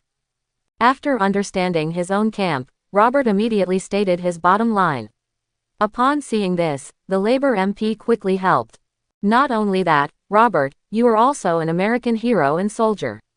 If you go against your wishes, the people will definitely be very angry if they find out. Robert can't be allowed to appear randomly in public life without doing research. The abilities he can use are so terrifying. What if one day the Democratic Party congressmen still refused to give up? Seeing that human research was not working, they retreated to the next best option and prepared to imprison Robert and restrict his movements. Our citizens have the right to freedom, which is given to them by the Constitution. Labor MPs strongly rebuttal. The Democratic Party also showed no sign of weakness. But Colonel Robert is also a soldier. He has to obey the orders of the Supreme Commander. Okay, be quiet and let's hear what Colonel Robert himself has to say. Seeing that even the Supreme Commander of the Democratic Party had moved out, Major General Moore quickly avoided the topic and asked Robert to speak instead. Well, first of all, what I want to state here is that I have never pointed my gun at the people. It was the same 70 years ago and it is the same today. There was such a paragraph in the manuscript that Dean gave him. It seemed that they knew that this might happen, and Robert started memorizing the manuscript without caring. I am willing to contribute to peace in the United States and the world. This article can only be said to be quite satisfactory. There is nothing too eye-catching, but I can't find anything wrong with it. However, this cannot prevent someone from deliberately making things difficult. You can't just say it, it depends on what you do. I and the Democratic Party behind me both believe that Colonel Robert needs to be quarantined for a period of time. Labor Party, firmly opposed. Democratic Party, Then you might as well ask the Supreme Commander of the Army for his opinion. Labor. You, the Supreme Commander, now the President of the United States, is from the Democratic Party, which is why the Democratic Party dares to press forward so hard. Major General Moore sat in the highest position and listened to the quarrel between the two parties. At this time, he knew that his role was gone. Now he had to wait for a higher-up to speak before the tone could be set. Ring ring ring. Sure enough, an encrypted phone call came after a while. General Moore adjusted his makeup and answered seriously. Mr. President, General Moore, I order the end of this witness meeting. Colonel Robert can enjoy his freedom. Yes. Moore was stunned when he heard the order. He didn't understand. The people of the Democratic Party dancing so happily must have the support of him, the president of the same Democratic Party faction. But why didn't that seem to be the case? The president has ordered that Colonel Robert does not need to be monitored or even imprisoned. Although he couldn't figure it out, Moore still resolutely carried out the order of the Supreme Commander. At the same time, in the Oval Office of the President of the White House. General Freeman, please always remember and keep your promise. Don't worry, Mr. President, you won't be disappointed. Freeman, one of the two top generals of the U.S. military, left the office directly after saying this, while the president looked at his back and fell into deep thought. General Wells, the mission failed. Mr. President seems. The hearing is over, and the Democratic Party congressman who was chatting happily is now hiding in the corner talking on the phone with a big shot. Humph, I know. At the Pentagon, Wells hung up the phone, a little angry about the betrayal of his ally, but it didn't last long after all. This man would step down in a few months. Oh, Robert, since Freeman insists on protecting you, then I must kill you. As the saying goes, there is no room for two tigers in one mountain, but there are two tigers, him and Freeman, in the Pentagon. This has led to a long-term confrontation between the two, but they have always maintained a balanced line, which means that there is mutual victory or defeat. But all this ended with the appearance of Robert. Wells was not afraid of Robert's ability, but was afraid that his ability could be copied. This is what he cares about most. Since he woke up, Robert has been labeled as Freeman, which makes Wells very afraid that Freeman will have the ability to copy with his cooperation. Wells, who has always been cautious, felt threatened this time, so he desperately wanted to kill Robert. If it didn't work on the surface, then, hey, send someone to perform a first-level mission. He made an encrypted phone call, told the other party the mission and then hung up. The reason why he was so cautious was because it was an organization that only served him. Except for the management staff, the people there are basically serious criminals wanted in the United States and even the world. Any sin on his body could lead to death hundreds of times. This kind of person is very suitable for tasks that cannot be seen in the light. Dean, I want to convey my gratitude to your father, and to you as well, but I think it can be expressed in person. The hearing in the corridor of the military base has ended, and Robert has finally gotten rid of some people's difficulties. The people sent by Wells were destined to be in vain, because Robert did not take the usual route at all. He directly found a hidden corner and then opened the space door, and walked back to his home in the uptown area. Robert originally wanted to come to see Belinda, but when he arrived, he found that she was already asleep. Maybe I'm tired. Robert touched his nose, and at the same time, he began to say to the person who said, there are only exhausted oxen, and no plowed fields, that it mainly depends on the person, well, not the ability of an ox. Quietly exiting the bedroom, this house does have another room, but in the end, Robert decided to stay at Tony's house for one night because he was afraid of disturbing Belinda's rest. A blue light hole appeared, and after stepping through it, he was still in the garage, but Tony, who was always there, didn't know where he had gone this time. Just as Robert was about to leave the garage, there was a noise from the top floor. Boom, beep beep beep. A humanoid heavy object suddenly fell from the sky and hit a blue sports car. A robot equipped with a fire extinguisher next to it was still spraying fire extinguishing smoke at it.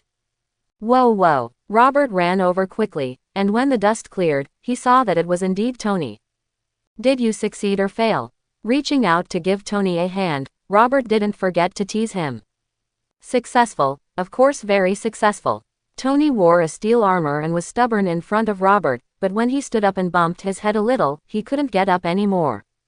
Ah, Jarvis, Open the mask. After the mask was opened, Tony pulled it off and threw it to the ground, making a knocking sound. Let me see. Robert motioned for Tony to lower his head and looked over his head. Tony, how is it bleeding? I feel like my head is split. The situation is okay. It's just a small bag.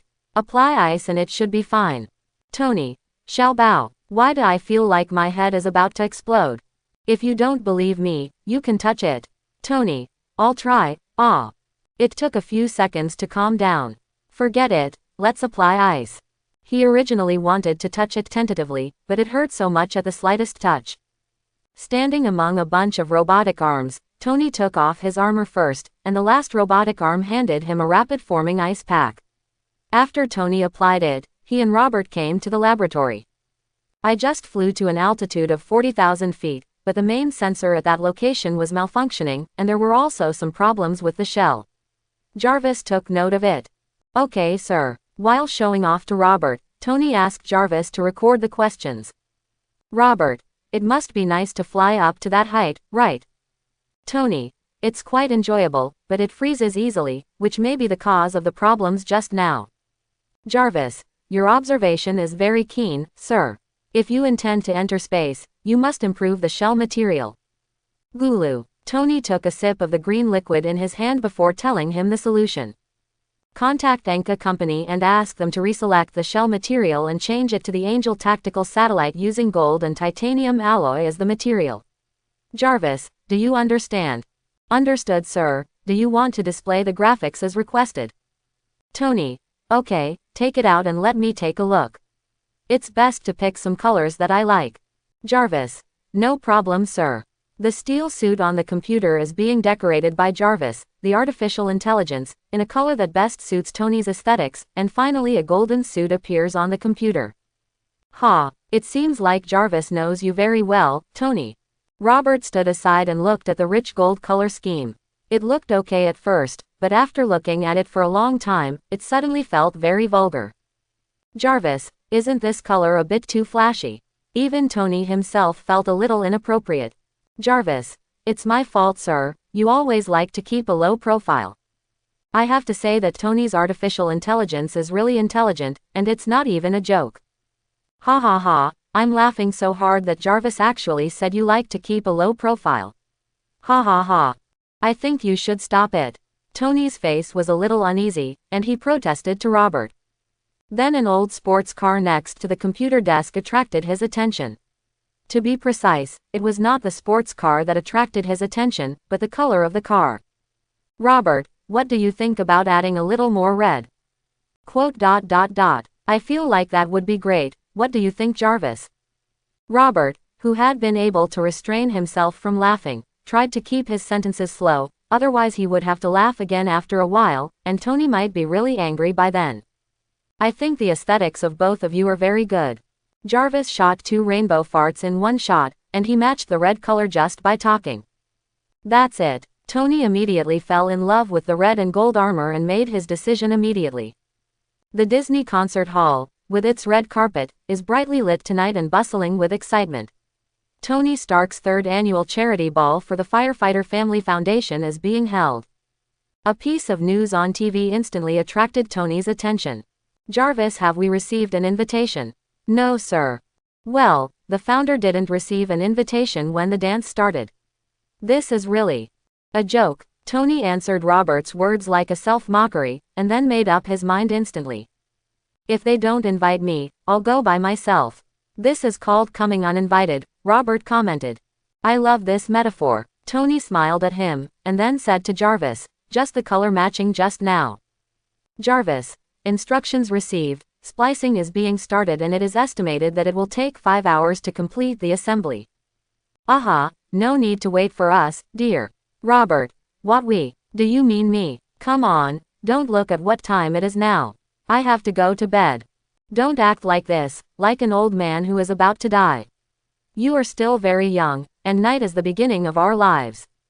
As he spoke, Tony pulled Robert into his Audi sports car without any explanation, quickly started the car and kicked the accelerator and rushed out of the garage without slowing down. Is this the one you drove in New York? In the car, Robert was sitting in the passenger seat. The more he looked at the car, the more familiar it became. He thought carefully, wasn't this the same car that Tony drove to New York with him? Ah, yes, I sent Happy to get it. You know, his efficiency this time was beyond my expectation. Tony said to Robert while increasing the accelerator. If Harry heard this at this time, he would definitely not be able to help but say in his heart, "Can you be upset if you were about to be fired?" Thinking of this, Robert felt that Happy had his own reasons for working so hard. Thinking of the uneasy look on Happy's face that day, he couldn't be happy. Happy is a nice guy. Tony, I've always thought so. I didn't expect you to have the same view. Ha, really? Originally, he wanted to say something nice for him, but Robert might have forgotten that Happy had been with Tony much longer than him, so how could he fire him just because of one thing? After realizing that his worries were unfounded, Robert didn't speak. Part of the reason was because of what he had just said, but more of it was because. After a few minutes, Robert tried his best to hold on to the inside of the car door. He finally couldn't help but said to Tony, "I think you should know that you are walking on a road with a speed limit of 80. Looking at his speedometer, which had reached 110, Tony even had the intention to turn around and speak to Robert. "I know very well, don't worry, I always like to follow the rules." Buzz. As he said that, he filled up the gas again. If cars hadn't appeared on the road from time to time, Robert had no doubt that Tony would dare to drive above 150. In fact, it's almost the same now. Never mind. Robert let go of his hands holding the door, and he suddenly became enlightened, because the best result of an accident at this speed is to leave a whole body. "I'm a little irritable today, I don't know why." It wasn't until he entered the urban area that the speed limit was 40 and the traffic began to gather. Tony slowed down and said to Robert, who was standing beside him, "Who knows, maybe my aunt is here." Robert originally wanted to make a joke with him, but Tony didn't seem to be in much of a mood. "If I remember correctly, men don't do that," he replied weakly, then turned around and started driving seriously. But their first destination was not the charity dinner, but to change clothes. "He is my gold medal makeup artist, what do you think?" Tony, who had changed into a dress, showed off in front of Robert, and then made a gesture to the gold medal makeup artist next to him before he could react. 2 minutes later, "Makeup artist. We already know his size, Mr. Stark, and we expect to be able to tailor a suit for him next weekend, but before that, we may have to make some mistakes." Tony, "Okay, my friend, don't be in a hurry, you can do it slowly." After changing into one-size-fits-all dresses, Robert and Tony got into the car together again, taking along their old clothes as well. "Tony, I don't think you need to bring that thing. I thought you were poor at first, but it has done a lot of good things." "I've always been nostalgic." Robert ignored him, but put the clothes in his arms and hugged him. "These clothes are actually not as ugly as Tony said. They are basically everyday clothes worn by normal people." "Oh, it's up to you." Despite this, Tony rolled his eyes to show his disapproval of Robert's decision. Buzz. As the charity ball was approaching, Tony stepped on the accelerator in a very high-profile manner and became the focus of the crowd's attention almost instantly. "Oh, who is this? Doesn't he know respect? This seems to be Stark number 4. It seems to be Tony Stark's car. Is it him?" That's not surprising. The discussion between the two dinner guests actually represented the thoughts of most people. "Hello, sir, thank you." Tony and Robert got out of the car one after another, and the carboy quickly came forward to take the keys. "Oh, is this Mr. Stark?" "Yes, it's him. Can Mr. Stark join you in Zhongying?" "Who is that person next to him? Is he also a rich man?"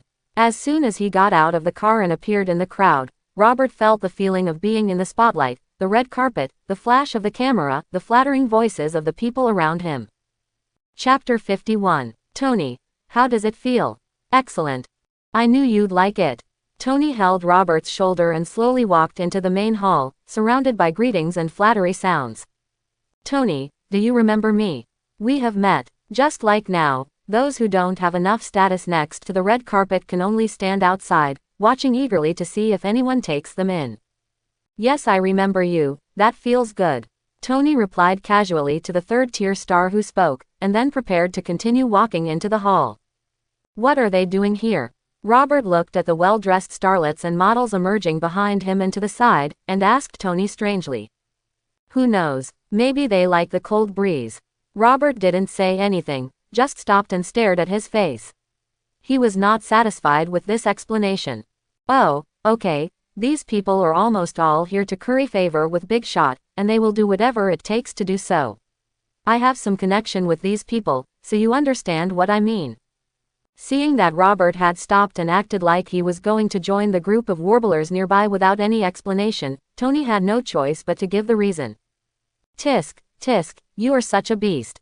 Scanning the beauty group with no less than 100 people present, Robert began to hate Tony's romantic style for the first time, but there was also envy in it. I believe there are better fast food than these among my brothers, I promise. Tony patted Robert on the shoulder, and then led him forward. He reluctantly gave up on the many Yingyans outside. It was impossible for all of them to be related to Tony, but Robert didn't want to go in and find one, lest everyone be embarrassed. Our Stark company is by no means just the arms business, in fact it only accounts for a very small part of our business.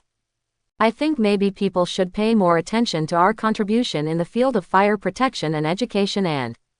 Hi, Obadiah. Obadiah was halfway through speaking in front of the reporters when he was interrupted by Tony, who suddenly appeared. Hey, hi, haha, look who's here. Haha, I really didn't expect that you would come. Obadiah asked the reporters on the side to wait for a while, and then looked at Tony with a look of concern in his eyes, but this was just his disguise.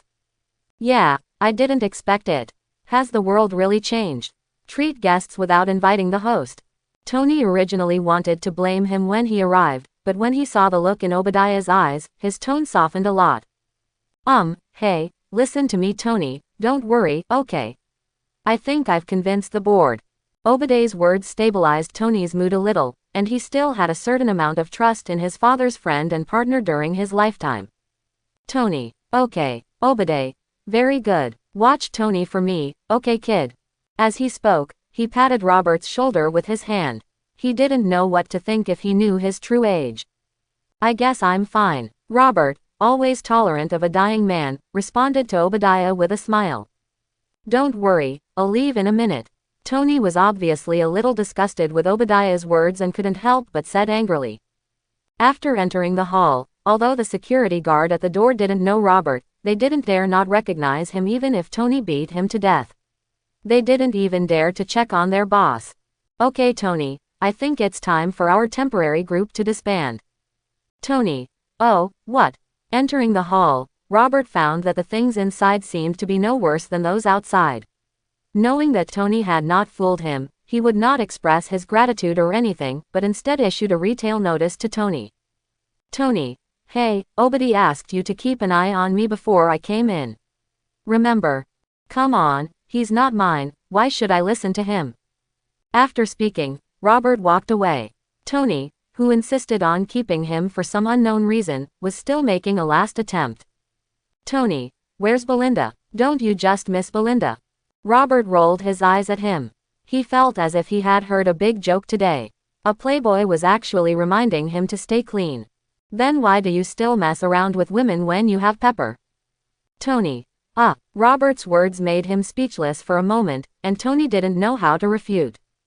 Tony, that's different. After replying perfunctorily, Robert was too lazy to care about him anymore and started looking for targets on the field. Don't ever find those people here again. Tony secretly prayed in his heart that yes, he did not lie to Robert that most of the Yingyans outside had contact with him, but this does not mean that there are none in the hall, it can only be said that the number is relatively small. Mr. Stark. Just as Tony's eyes were following Robert, a voice suddenly appeared next to him calling him. Who are you? Tony turned around and saw a completely unfamiliar face. I'm Agent Coulson, from the Strategic Law Enforcement Munitions Division. Tony. Yes. I heard you guys, what do you do? The waiter on the side handed Tony a glass of wine, and he took this opportunity not to look at the agent, because in Tony's impression, agents were not very friendly. Coulson, I think we can set up a time to talk. Tony's eyes were still searching for Robert in the crowd, but suddenly he found a beautiful figure from behind whose attention was completely attracted, and he responded to Coulson's words in an extremely perfunctory manner. "I think we need to make an appointment." As he said that, he walked towards the back. "Coulson, what about tomorrow?" "Tony, next year." "Okay, next year." Looking at Tony's leaving figure, Coulson sighed helplessly. He could no longer force himself on this powerful young man like he did on ordinary people. He couldn't help but look in one direction in the hall after his mission failed. "You are so charming." "Really, where are you referring to?" Robert is holding a beauty in his arms, and the two are now standing in a corner of the dance floor dancing. Although they have never danced before, this does not prevent Robert from learning now. "It's charming everywhere, for example." As he spoke, Robert's hand on others' shoulders began to move downwards, just when he was about to reach the high ground of the lower road. "You can only watch there." A slender and white hand immediately stopped Robert's behavior. She didn't know what kind of move she used, which made Robert think that he couldn't move. Maybe it's not an illusion for normal people, but Robert is not very normal. His arm suddenly exerted force, leaving the tender hand that clamped him with only two choices. The first is that if she continues to stop Robert, her hand will be broken off and he will touch her up and down. Second, one is simpler, that is, the woman lets go on her own. "I don't think so." "Ah." The beauty in her arms let out a scream, perhaps because the sound was not loud and it was covered by the melodious song, so it was not noticeable. "You." The woman was extremely angry now. She was ready to kick Robert in the life as soon as she kicked out, but naturally he easily dodged it. "Who are you?" Xian Tingruo took a step back, and Robert realized that the person in front of him was definitely not just a canary to watch. She could be called a master just by doing those two moves for Robert. "Hiss. Who?" The woman took a deep breath first, then resisted the urge to punch Robert to death and told him her identity. Strategic Enforcement Munitions Division, Agent, Natasha Romanoff. What the hell? Robert was confused by the name at first. Natasha Romanoff. SHIELD for short. Oh, you could have just said no earlier. Why did you say that name that no one understands? Robert said mockingly. He thought Natasha Romanoff would be angry, but at this time she actually laughed. "It doesn't matter to a dying man." She smiled like a flower and said words that made Robert feel a chill down his spine, but that feeling only existed for a moment before he ignored her. "What? Could it be that just because I accidentally touched an agent's butt without knowing it, I will be hunted by SHIELD? Robert's nonchalant attitude was directly reflected on his face. In response to his words, there was a chill in Natasha Romanoff's eyes for a moment, but she quickly hid it because her mission as an agent always comes first. "Hey, if you listen to this, maybe you won't think so anymore." Natasha Romanoff took out a mobile phone from her pocket, an old-fashioned kind with a memory card. It also had an earphone cable connected to it. She handed one of the earphones to Robert and motioned for him to take it and listen to it. "What's this?" Even though he said that, Robert couldn't help but put on the headphones out of curiosity. "Hey, send someone to perform a first-level mission." "General, where is the target and location?" "The target is a guy named Robert. According to the intelligence, he is extremely difficult to deal with. Send out all the people you can with heavy weapons, including machine guns and rocket launchers to ensure nothing goes wrong." "Are we bringing these things to solve them remotely?" "But our people are better at close combat." "No need to waste words. Just do whatever I tell you. I will send you the target's appearance later. He will appear on the road leading to the U.S. military base in Washington in half an hour. Send someone quickly." Yes. Beep. After the recording was played, Natasha Romanoff skillfully pulled out the memory card of the phone and broke it in front of Robert. "Who is that?" But Robert didn't care about this at all, but wanted to know who the person in the recording just wanted to kill him was. General Wells, the only two generals in the U.S. military. "Why did he want to kill me?" Natasha Romanoff. "Didn't you listen to what I said? Have you ever heard that two male tigers can live on the top of a mountain? What does that have to do with me?" Robert was a little confused. If Burns was still a general, then General Wells did have a reason for targeting him.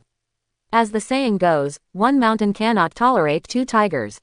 After he showed his unparalleled strength, it was natural for him to stand on the opposite side of Wells, because he was labeled as Burns from the beginning. But now the problem is that Burns has retreated. So what other reasons does General Wells have to attack him? Seeing Robert's puzzled look, Natasha Romanoff asked him in a surprised tone. You don't really think that just an Air Force colonel and a retired general can enable you to live such a comfortable and free life now, right? What else is there? Seeing that Robert really didn't know, Natasha Romanoff felt that she needed to educate the man in front of her. General Freeman, the son of Marshal Phillip, he and General Burns helped you withstand the pressure. You don't know this. Shaking his head, Robert really didn't know that there was someone behind him helping him. At the same time, he couldn't help but think of Philip's face back then, and how much he valued and cultivated him. Even if what Admiral Freeman said is true, why should I trust you in that recording, or the shield behind you? Believe it or not, my mission is completed. Natasha Romanoff was free and easy. After saying what she said, she left without looking back, leaving Robert alone in deep thought. On the other side, Tony, who had almost experienced a passionate moment on the balcony, had just returned to the lobby when one of his old lovers came up to him. Mr. Stark, do you remember me? A very beautiful reporter asked Tony. If Tony was an unknown person, he might be happy to accept the other party's approach, but unfortunately this person was someone he had contacted before, and it was the last time before going to Afghanistan, so he had a deep memory. Oh, I really don't want to remember. The resistance shown by Tony made the female reporter who was abandoned by him after using it once think that it was a kind of fear. Of course I hope you won't remember me, because then your company will get a lot less negative news. She said quite proudly, as if she was proving to Tony that it was a mistake for him to abandon her. Well, yes, I regret it. Can I leave now? Tony wanted to leave here eagerly, because he felt that the female reporter's mental state was extremely unstable, and she might do something in the next second. This is a situation he has encountered countless times, and experience tells Tony that temporarily avoiding it is the best choice. Seeing that Tony was about to leave, the female reporter even acted as if she didn't believe her, so she couldn't help but bring out physical evidence to criticize him. Is this what you mean by being responsible? After handing Tony a bunch of photos, the female reporter began to introduce them. This town is called Gumila, have you heard of it? Tony did not answer her, but began to look at the photo in his hand. He was casual at first, but when he saw the weapons manufactured by Stark Company in the picture, he had to become serious. As more and more photos are flipped through, more and more weapons appear on them, and even the latest models appear on them. When was it taken? Female reporter. Taken yesterday. Tony turned his head and looked at her in disbelief. Obviously this answer surprised him. After being stunned for a while, Tony quickly made a decision. His eyes began to search among the crowd not far away. When he found the person he was looking for, he quickly walked over. Robert, don't be in a daze, there is something we need to deal with. Tony came up and pulled Robert out and walked out. It was obvious that the female reporter's photos and words just now gave him great stimulation. What happened? Robert also came out of his contemplation at this time. The more he thought about it, the more he felt that there seemed to be an answer to the fact that he had been making things difficult for him recently, but for a while he was not sure that he was being used by others. Some people in the company are becoming more and more blatant. Suddenly he seemed to remember something and asked Robert. By the way, what happened to the thing I asked you to investigate before? Finally Tony brought this up. Robert estimated the time in his heart and felt it was almost time, so he simply confessed to Tony. According to my investigation, the person who colluded with that group of terrorists is Obadiah, but there is no physical evidence now because I haven't had time to go to his office to download the evidence. You sure? After Robert said it, Tony was questioned. After all, he was an elder who had been with him for more than 20 years. You go out and ask him what you just learned, and you'll know after seeing Obadiah's reaction. Robert shrugged his shoulders, looking confident. Then let's go. Tony took the lead, and now he couldn't wait to know the answer. Obadiah. Oh, sorry for another pause. Tony came straight to the door. Although he was disgusted by this, Obadiah decided to tolerate him for a while in order not to alert the snake. What's going on in Gumila? Isn't our arms department closed? Who can conduct arms transactions without my approval? A series of questions were thrown directly in front of Obadiah by Tony, and Obadiah himself was also making final efforts to stabilize the situation. Tony, Don't be too naive. You know, I was really naive before. They once said that this is the bottom line and cannot be crossed. This is the way of our business. Tony interrupted without waiting for Obadiah to finish speaking. This made him very unhappy, but they still had to maintain a harmonious appearance in front of everyone. Let's take pictures first and have a smile. He pulled Tony obeyed to look close to Tony in front of the camera, but behind his back he whispered in Tony's ear. Tony, do you know who doesn't let you work? Me. I submitted the ban to the board of directors. But I did it to protect you. Although Obadiah almost couldn't help admitting that he was the real culprit behind all this at the end, his reason still prevailed over his anger at the last moment, resulting in the fact that in the end it sounded like he cared about Tony. How about it? Tony looked at Obadiah's back blankly. Robert came out at this time and said, maybe, you were right. Although he still didn't believe that Obadiah was that person, Tony was already a little shaken at this moment. Time will prove everything. Robert said something full of metaphysics and wisdom, but Tony was obviously not the kind of person to wait for the truth to surface. Robert, the first think we have to take the initiative. Looking into the distance, Tony's eyes are now full of Ruan's anger. He will make those who betrayed him pay the due price. The small town of Gumila was originally in peace and happiness, but warlords funded by a new force are expanding their power through extremely advanced weapons. They have brought disaster to the town, which lacks humanitarianism and is condemned by the international community. Where will the future destiny of the town go? On the TV news at Tony's house, the news specially selected by Jarvis was presented to Tony and Robert. They are simply lawless. It seems it is time to teach them a lesson. Tony looked at the frequent appearance of Stark's weapons and equipment and became furious. These things were originally made by him to protect world peace, but he didn't expect that one day they would appear in the hands of terrorists. How long will it take for the Jarvis armor to be assembled? Jarvis. Mr. Stark, the steel armor was assembled 20 minutes ago and is ready for use in actual combat at any time. Then come on. Tony stood on the installation platform composed of a group of robotic arms. After changing the shell material and wearing the lustrous steel armor, he put it on. Dang dang. The sound of the armor hitting the ground sounded, and Tony stood in front of Robert and asked, how about it? It's pretty good and looks very capable. Robert gave a fair evaluation, but Tony was not satisfied. What does it mean to look like? There is no doubt about the strength it can bring. Okay, I admit it was almost. Tony originally wanted to argue and even demonstrate the power of the palm thrusters in front of Robert, but when a blue light flashed in front of him, Tony gave in. This is why he never shunned Robert when he was experimenting with steel suits, because he had more powerful power. Jarvis analyzes this energy. Jarvis. Okay sir, energy analysis is in progress. But secretly Tony still wants to know about Robert's ability, and even find a way to crack it. Jarvis. Energy analysis failed. I'm sorry, sir, I can't tell what energy it is, but what is certain is that this energy is very stable and should not have any destructive power. I believe you are the only one who has a ghost. Jarvis, I think it's time to upgrade you to a higher level, lest you report extremely dangerous things to me as safe things next time. Tony complained about his artificial intelligence in the suit. He had seen the power of Robert's blue energy with his own eyes. It was a powerful thing that could continuously pass through steel, reinforced concrete, etc. without any loss of energy. But this thing was said to be safe when it came to Jarvis, which even Tony wouldn't believe. Jarvis. Sorry sir. Okay, Tony, why are you standing here? Just go to the small town called Gumila first. Then you can send me the exact coordinates and I will be there soon. Tony. Why don't you choose to fly there with me? He asked knowingly, just like a child who always wants to be better than his friends in some aspects. I can't fly, can you provide me with a suit of armor?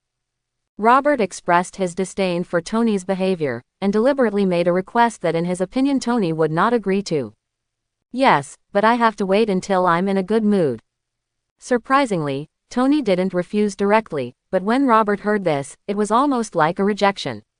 He simply didn't bother to pay attention to Tony anymore, and he went back to his room to sleep. I'm going to take a nap first. Contact me when you get there. He waved his hand behind him, and the next second a blue light hole appeared in front of him, leading to the guest bedroom of Tony's house on the other side. Now that he is becoming more and more proficient in mastering the power of space, Robert is too lazy to take a few more steps. When Tony saw this scene, he immediately remembered that he had been flying in the sky for such a long time, while Robert could sleep comfortably at home, and he immediately felt unbalanced. Hey, how about we go together? The blue light hole closed just as he finished speaking, and Tony didn't know where the other end led to, so now he had no choice but to fly over first. 5 hours later. Tony. Jarvis, are we there yet? Looking at the surrounding yellow sand environment, and the familiar-looking small village in front of him, Tony felt that he should have arrived. Jarvis. Yes sir, but, quote. One thing I want to remind you is that because we were flying at hypersonic speeds throughout the entire journey, the energy in the reactor may not be enough to support our return to California. Tony. I never thought about flying back. Contact Robert and send him the coordinates. Ring ring. At Tony's house, Robert, who was sleeping soundly in the guest room, was suddenly awakened by the ringing of his cell phone. This was exactly 5 hours after Tony left, and Robert had just slept for that long. He was now half awake and half confused. Hello. Maybe it was muscle memory that made him answer the phone, and Tony's voice came from the other end. Hey, did you sleep soundly, baby? But you can't sleep now. I sent you the coordinates. Ah, so fast. Robert forced himself to wake up, and then asked while checking the coordinates sent by Tony. Tony, my armor obviously didn't disappoint you, especially in terms of speed. He said it braggingly, as if it was a great thing that he could fly at supersonic speeds in human form. For ordinary people, this is indeed a great thing. It's pretty good. Beep. Robert's voice came from beside him, and at the same time, the phone call he was on just now was hung up. Tony was in the suit, looking at the blue energy that was rapidly dissipating behind him with a complicated expression. I wish I could have something like this. Robert was still a little angry when he got up, but now he couldn't help but feel funny after hearing Tony's words, and at the same time, his depression was gone. How about that? I think it would be better for you to fly in the sky. Not only was Robert no longer angry, he could even make a friendly joke with Tony. I'll leave the 3 positions over there to you. Tony hummed a few words, but he didn't think what Robert said was very funny, and now he even ignored him and started arranging tasks. So you're going to the remaining 2 spots. But those 2 places look a bit dangerous. Robert listened to Tony's heart-warming words in a somewhat rushed voice. After all, on the battlefield, is there anything more heartwarming than leaving the most dangerous things to yourself and the safer things to your friends? Dang. Aerospace-grade titanium alloy, ordinary bullets can't hurt me. Tony knocked on his chest and introduced Robert to the advanced materials of his armor shell. Robert wanted to say something more, but was interrupted by Tony before he could say anything. Okay, don't let mother-in-law and mother-in-law act like a woman and just decide like this. Tony didn't give Robert a chance to speak at all. His thrusters were turned on instantly and he rushed directly towards the area with the most terrorists. What I actually want to say is, hey, forget it. Robert looked at Tony, who was flying far away in the sky. In fact, he wanted to tell him that it wouldn't take much time to deal with all the terrorists. Why do you think we put our weapons here for those people to shoot? I don't know, but I heard that this is to lure back the guy who escaped last time. Lure him back. I almost died in his hands last time. What is the boss trying to do? Shish. 2 terrorists were chatting. One of them said something he shouldn't have said. The companion who was chatting with him quickly covered his mouth. If you want to die, don't hurt me. He glared hatefully at the companion who spoke so freely before letting go. What does this have to do with it? We're not here anyway. Who can hear it between the 2 of us? Obviously the reminder from his companions had no effect at all, and he still went his own way. It seems I have to stay away from this lunatic to avoid being implicated by him in the future.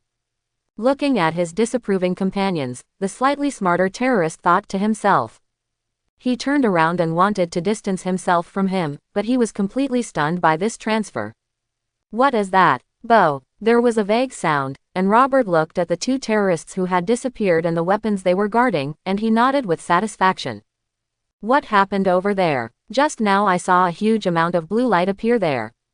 Asshole, that's where we store our weapons, Go and take a look. Robert's way of solving the problem just now was quite arrogant. He directly hit that area with huge amounts of chaotic, space teleportation.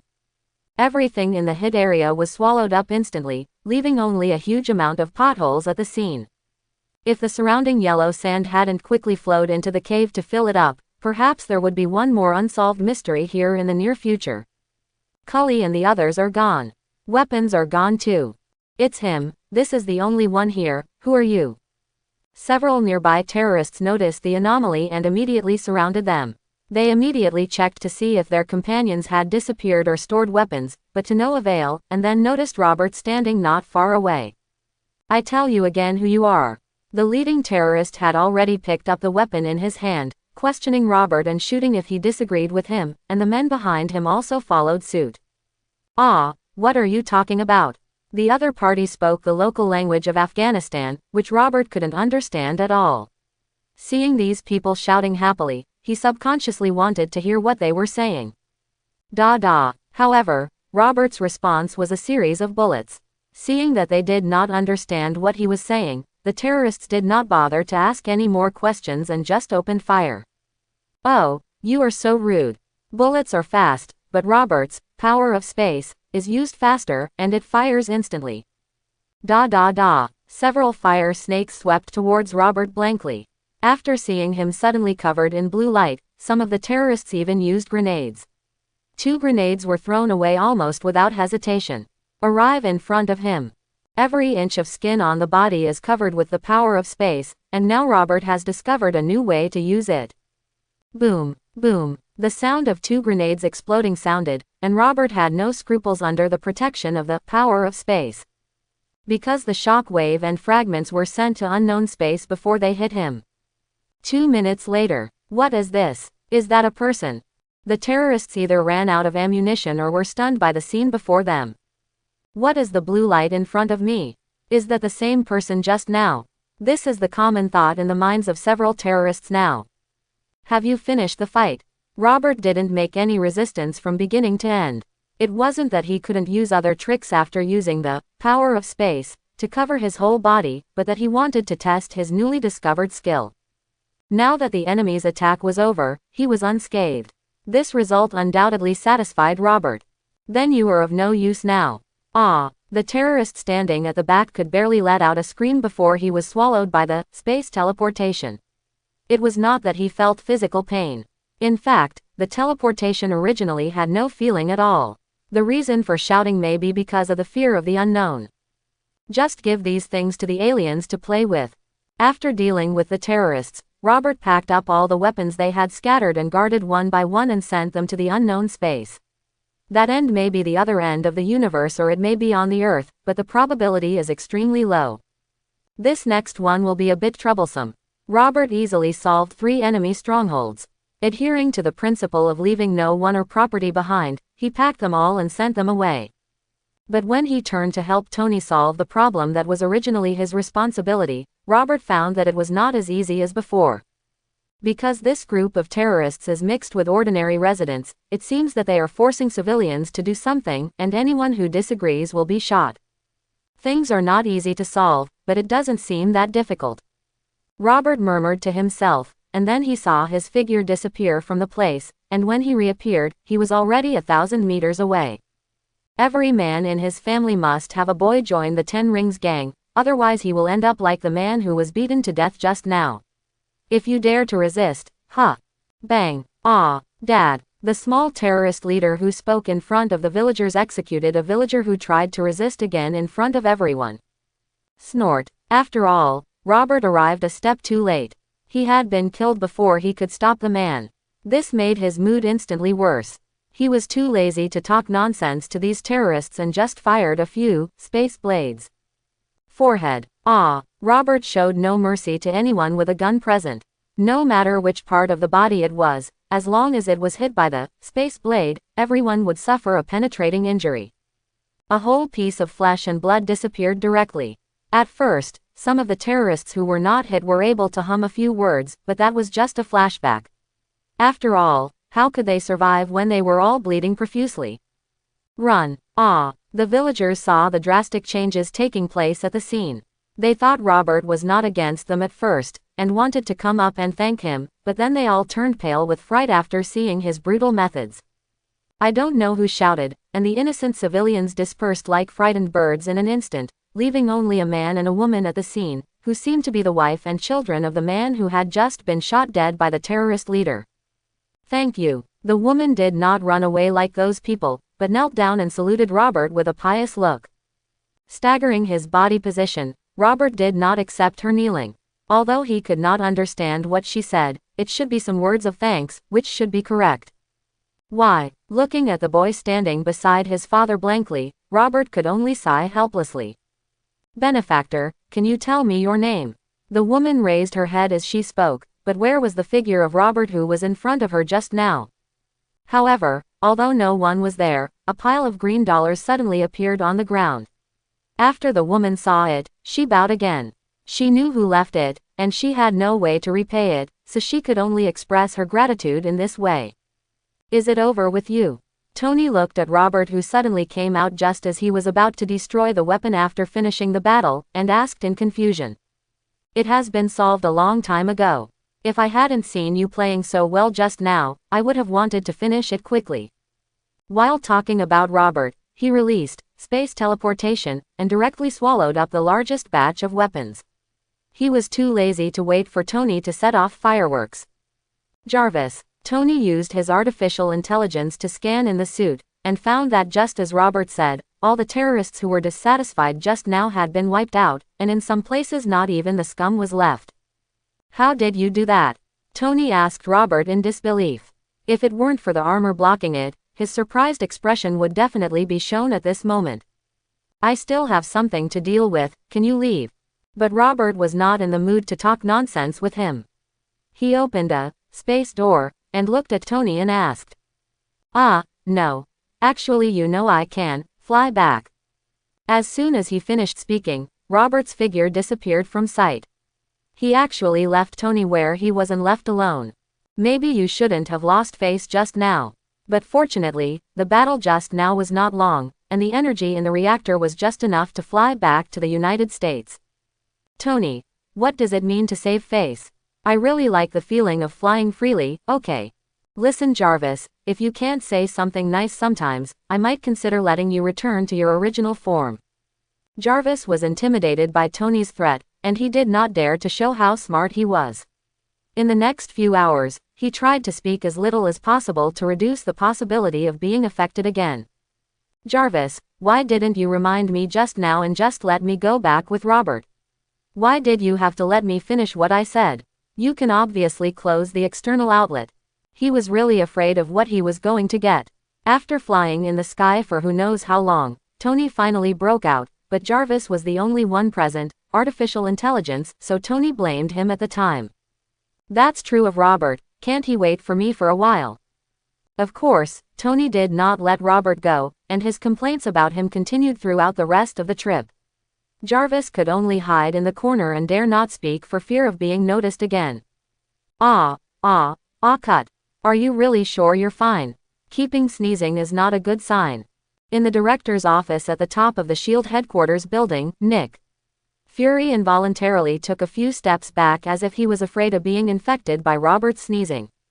Phew, I'm fine. Picking up the paper on the table, Robert cleaned the snot from his nose and started talking about the business of coming here.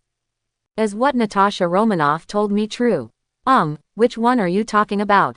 Robert's directness made Nick Fury a little confused, and he subconsciously pretended to be confused. Stop pretending. Would the SHIELD agent come and tell me this without your order? Looking at Nick, he still felt a little pretentious, but Robert made it clear.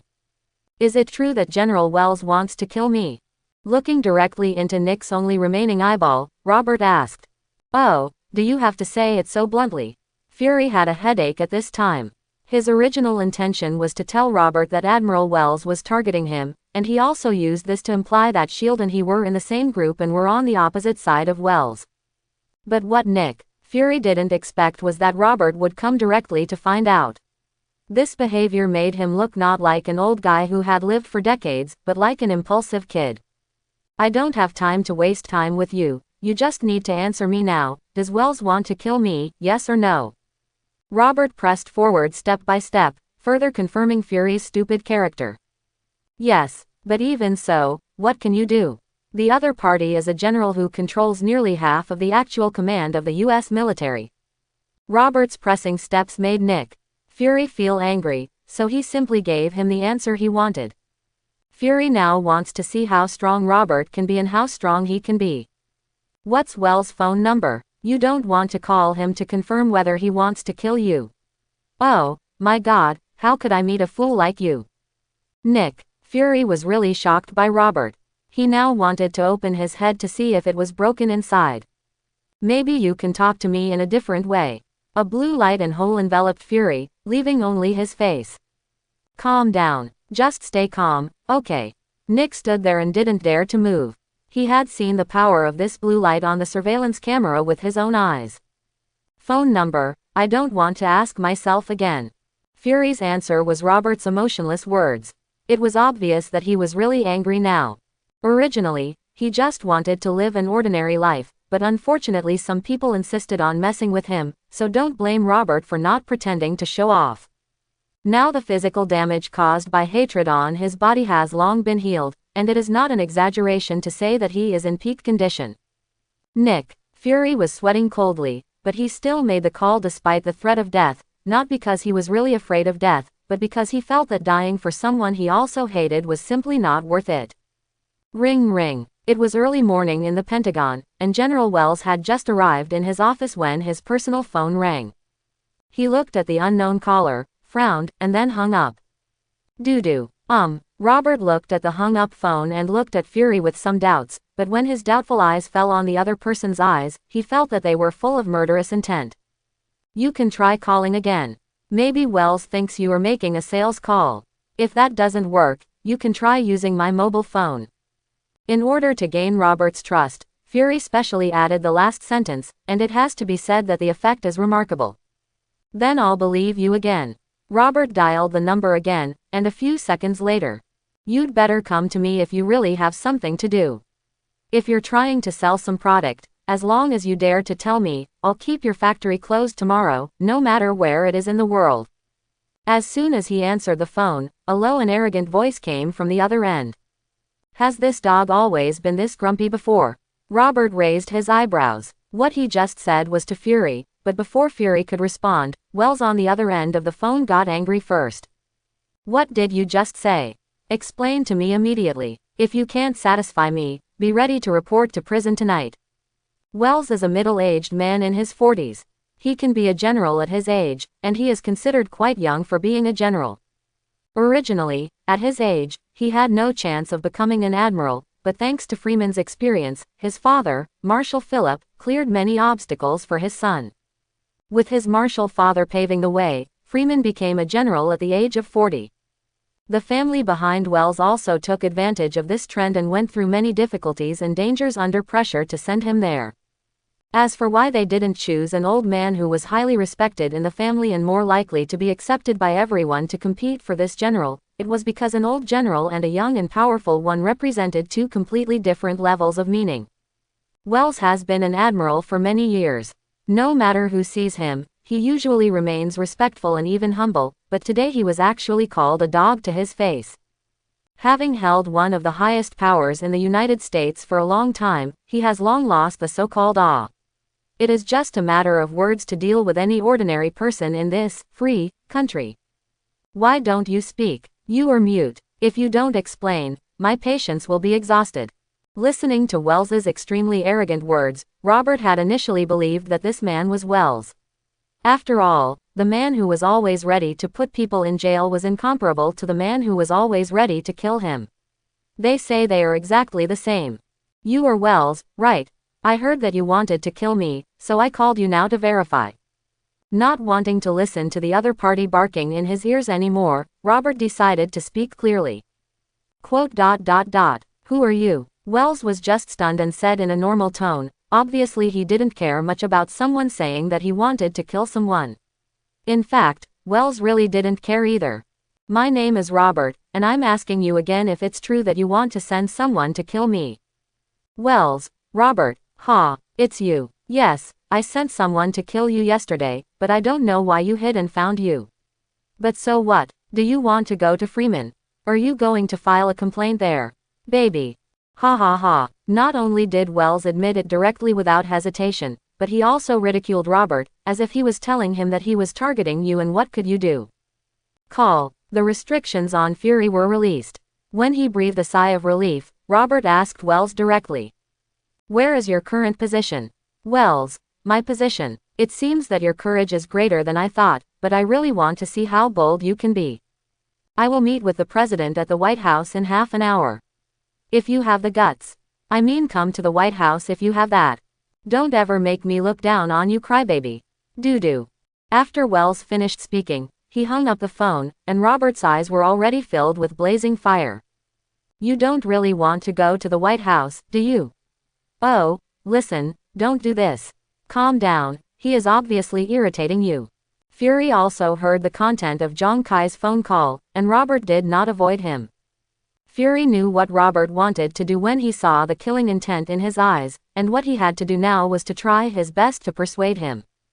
Because if Robert really forces his way into the White House, the nature of the matter will change, which will mean that S.H.I.E.L.D. will have to intervene, and even the United States may take action. Has anyone ever told you that you talk a lot of nonsense? Robert found the sofa next to him and sat down. In the process, he said something to Fury, but this kind of warning-like words did not have much effect. Seeing that Fury wanted to say more, a blue, space power, appeared directly behind Robert. With further use and understanding of this ability, Robert has now determined the highest range he can use it.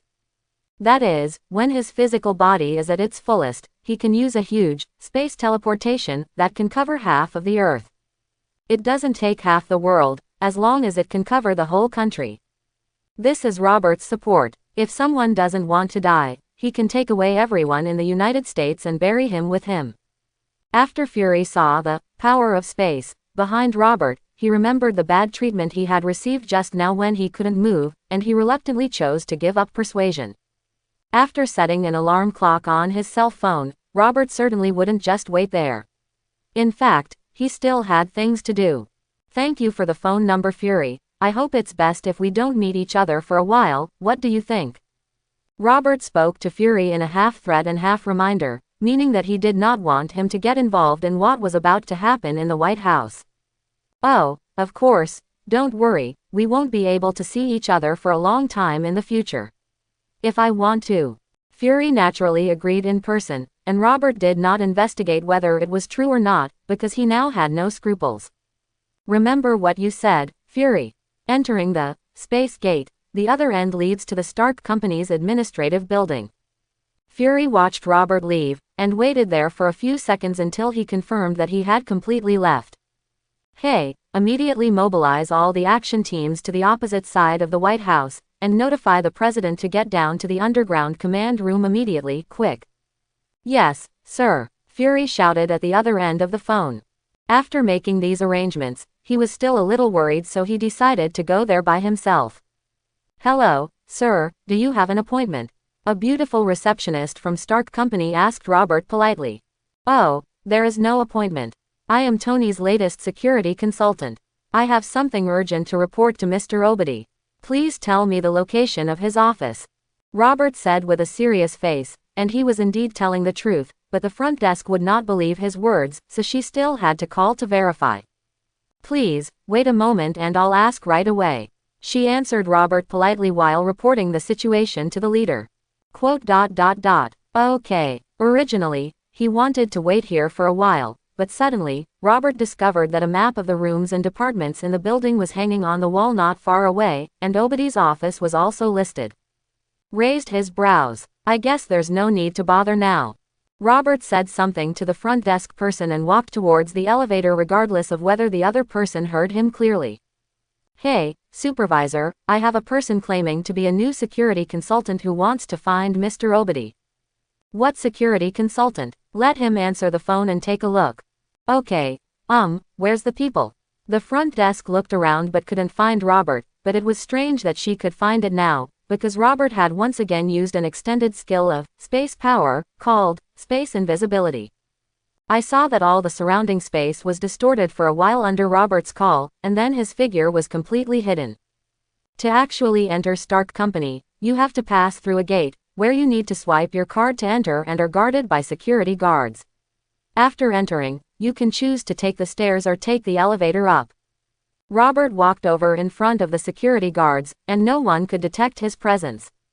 It's not that the space invisibility used by Robert is so incredible. If these people reach out and touch it, they can still find his presence. It is possible to do something like Robert's, which is completely invisible and cannot even be touched, but that will undoubtedly require entering the empty space. It is full of dangers. If you don't pay attention, Robert may not be able to withstand it due to his physical strength. So for safety reasons, he still uses a stealth method similar to blindfolding. As Robert entered invisibly, a series of strange things happened in Stark Company. The first one to bear the brunt was that the elevator started by itself for no reason, first descending to the bottom floor, and then rising directly to the top floor. But not many people have discovered this. Squeak. The door of Obadiah's office was pushed open. Robert took a closer look to see that Obadiah was not there, and walked directly towards the computer on his desk. DNEG. The sound of computer startup sounded. If anyone else was here, they might be frightened because what would appear in front of them. Can you bear it when the mouse is moving around and the chair is shaking? A normal person might feel that it is haunted at the first time. This boot speed is quite satisfactory. After waiting for more than 20 seconds to boot up, Robert felt that the speed was not worthy of Obadiah's current worth. Let me see if this thing Tony gave me works. The computer required a password to unlock it, and Robert was not going to let it go, so he directly took out the USB flash drive with the virus and inserted it into it. In a series of incomprehensible garbled codes, the computer was quickly cracked. Well, let me look for it. Robert directly looked for those encrypted items in a pile of local files. Now Obadiah's computer has been conquered by Tony's virus, so the so-called encryption has lost its effect. You told me to kill those people, but you didn't say that Tony was among them. Do you want him? It will cost extra. In the original encrypted file, Robert found a video without any surprise. Although he couldn't understand the words in it, he couldn't bear to have subtitles translated. This terrorist is quite professional in his later stages. Robert looked at the smooth subtitles, gave a thumbs up and praised the terrorist who made the video later. Beep, beep. Half an hour has passed, and Robert has copied the video just now to the USB flash drive. Beep. At this time, his cell phone suddenly rang. Robert raised it and saw that it was a photo taken by Wells in the White House. Inside the White House. Clown. What did you say, General Wells? The President of the United States asked the U.S. military general in front of him blankly. He didn't know whether the words he just said were talking about himself or someone else. Fine, Wells responded to the President of the United States by waving indifferently, with an extremely perfunctory attitude. This made the President, who was in a good mood this morning, suddenly turn bad. When he was still a presidential candidate, he was very harmonious with the general, and the two came together because of the same interests. But now that the general election is approaching, this former partner, after looking at his approval rating, decisively gave up on himself, who had long ago proposed that he wanted to be re-elected, and instead supported another member of the Democratic Party. It looks like his approval ratings are crushing his newcomers across the board. This caused a gap between them. Wells called him again early this morning and stated that he wanted to come to the White House to talk to him. I originally thought that the other party had figured it out and was ready to support him again, and the current President of the United States readily agreed. But what has he experienced? A general who only watches the time after coming here also gives perfunctory answers to his words as the President, showing no respect at all. President, General Wells, you have been here for more than 10 minutes. If you are okay, please go back first. I have other things to deal with. Seeing that the President was already interested in expelling guests, Wells no longer paid much attention to the President who was about to leave office and had little chance of being re-elected. But this is more like the White House, and the man opposite is the legitimate President of the United States after all. No matter how crazy Wells is, he would not dare to fall out with him now. Mr. President, of course I have something to talk to you about. Please watch carefully here the drama of our American hero Robert breaking into the White House. What? U.S. President Lytton was shocked by Admiral Wells' words. He subjectively did not believe that anyone would dare to break into the heavily guarded White House, but the words spoken solemnly by an admiral did not seem to be a joke. Lytton, what the hell happened? You should ask Admiral Wells about this. The sudden arrival of Admiral Freeman interrupted the conversation between the president and Wells. Lytton looked at Freeman and Nick, who followed him. Fury was very confused as to why he had not received any news about their arrival. I'm sorry, because some people restricted or blocked communication with you, so I had to use emergency interview rights to get here. When Freeman answered the president's questions, it was obvious that there was something in his words. When he said certain things to him, he stared blankly at Wells's expression and could understand who he was referring to.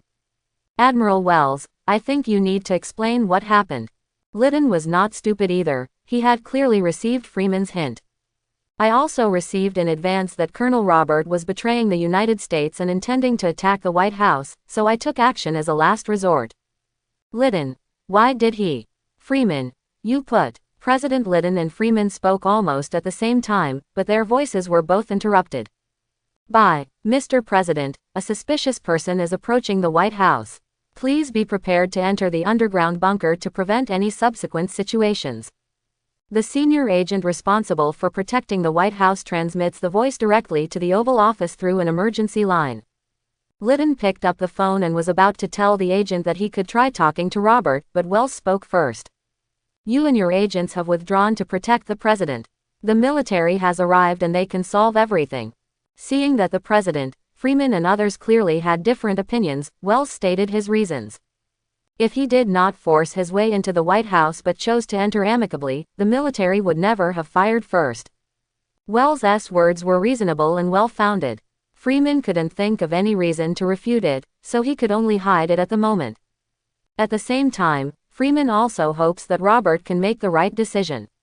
After all, if his guess is correct, the army transferred by Wells is likely to be his direct heroic regiment, which is an army unit equipped with main battle tanks. Maybe I can go out and talk to him. Fury finally found a chance to speak. Just now he had been ignored and acted like an outsider. Lytton thought for a while and made an immediate decision. He picked up the phone and said to the senior agent on the other end, withdraw all peripheral agents and guards to the White House, and hand over the lawn and open space to the military control. In addition, if there is no aggressive action by the person approaching, the first shot is prohibited. I will send someone to talk to him. Yes, Lytton's order was quickly executed as soon as it was issued. At the same time, he nodded to Fury to indicate that he could go to negotiate. No matter what happened to Admiral Freeman this time, Colonel Robert went too far. If there is any conflict, he can go to court and litigate. That is the power granted to him by the Constitution. But now that he is blocking the White House like this, I think it is an insult and contempt for the highest power of the United States. When the only outsider at the scene left, President Lytton began to talk about Robert Freeman's backstage. In fact, if it weren't for this relationship, Lytton wouldn't bother to care what kind of hero he was and would either capture him or kill him directly. How could he be talking so much nonsense? Haha, the current Freeman is very lax in managing his subordinates. He doesn't dare to break into the White House. If time goes by, will he still want to steal the president? Before Freeman himself could say anything, his old rival Wells applied eye drops to Lytton. That's enough. Admiral Wells, you knew that Robert was coming, but you didn't persuade or stop him face to face. Instead, you mobilized troops around the White House without authorization. You have neglected your duty and you don't take me as the president seriously, right? Lytton is very angry now, partly because Wells gave him eye drops, but even if he is angry, he is still a politician. Freeman has promised to help him, and of course he will not be too harsh on him. But Wells is different. He not only ran away from the battlefield and took advantage of the situation, but also became more and more arrogant. Lytton felt that if he didn't hammer it hard, maybe Wells would come first before Robert came to take his position. Snort. Of course, Wells also felt Lytton's beating. He immediately expressed his dissatisfaction with a snort and said nothing. Outside the White House, Robert stood straight in front of the outer gate, while Fury was talking to him inside. It seems that you are not a person who keeps your promises. Fury had obviously said voluntarily before that he would never participate in today's incident, but he turned around and came. Can someone like this who doesn't keep his promises be a good person? I really regret revealing that news to you. I can't imagine what was in your head. Fury was holding his forehead with his hand on the fence, looking very regretful. Okay, don't delay. That thing is so loud, do you think I can't hear it? Robert got into the wrong position and without turning his head, he exposed the tank coming behind him for Fury to see.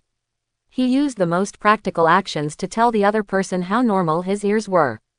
Okay, then you also know that right behind you are several of the US military's most advanced M1 main station tanks, which are monsters that can even crush roads. In addition, there are armored vehicles and at least one regiment of troops inside. They only need to hold on for half an hour, and several rapid reaction troops with nearly a division of troops will arrive. Robert, to be honest, I don't think there is any chance of winning in a head-on confrontation with you. Maybe you will be beaten to a pulp before those quick counterattack troops arrive. Fury's words came to an end. What he just explained was that Robert was at an absolute disadvantage at the moment, and he hoped to force him to submit and choose another option under such a strong threat of force. Finished. Robert stood there and picked his ears carelessly, as if he didn't care about what happened just now. Even though there were hundreds of guns and several muzzles aiming at the scene, he didn't panic at all. Actually, you have another way, Robert. Now go in with me and explain all this to the president. You may be punished, but that is better than losing your life. What is he still hesitating about? Come to the White House. At this time, Wells was standing behind the president in the White House, watching the real-time surveillance footage. Seeing that Robert seemed to be being persuaded by Fury, Wells decided to add fuel to the fire. Excuse me. After saying this, Wells walked directly outside without waiting for Lytton and Freeman's reaction. Freeman's reaction was that he wanted to stop him just as he was about to reach the door, but was stopped by someone. Pulled. Let him go. If this Robert is really so easily angered, it proves that he is not worthy of your respect, and it also means that he has no respect for the White House, especially for me. If that's the case, then why is he still here? It is not difficult to tell from Lytton's words that he is already dissatisfied with Robert. After all, Fury has been talking to him for so long, and if he still doesn't obey, that's obviously not giving him face, right? Don't be so stupid. If you really have the guts, come in alone. Wells walked outside the White House and could vaguely see Robert's position. He took out his cell phone and sent him a text message. Robert, stop being so stubborn. Beep. Fury's mouth was almost dry, and Robert didn't respond much. At this time, the phone rang. Where are you? I sent a text message back. Robert's body was gradually covered by blue space energy. Beep. Look here at the gate. Robert looked toward the gate inside the White House, and he quickly spotted a figure waving his hand, as if he knew he had seen him. No. Robert, don't do this. Click, click.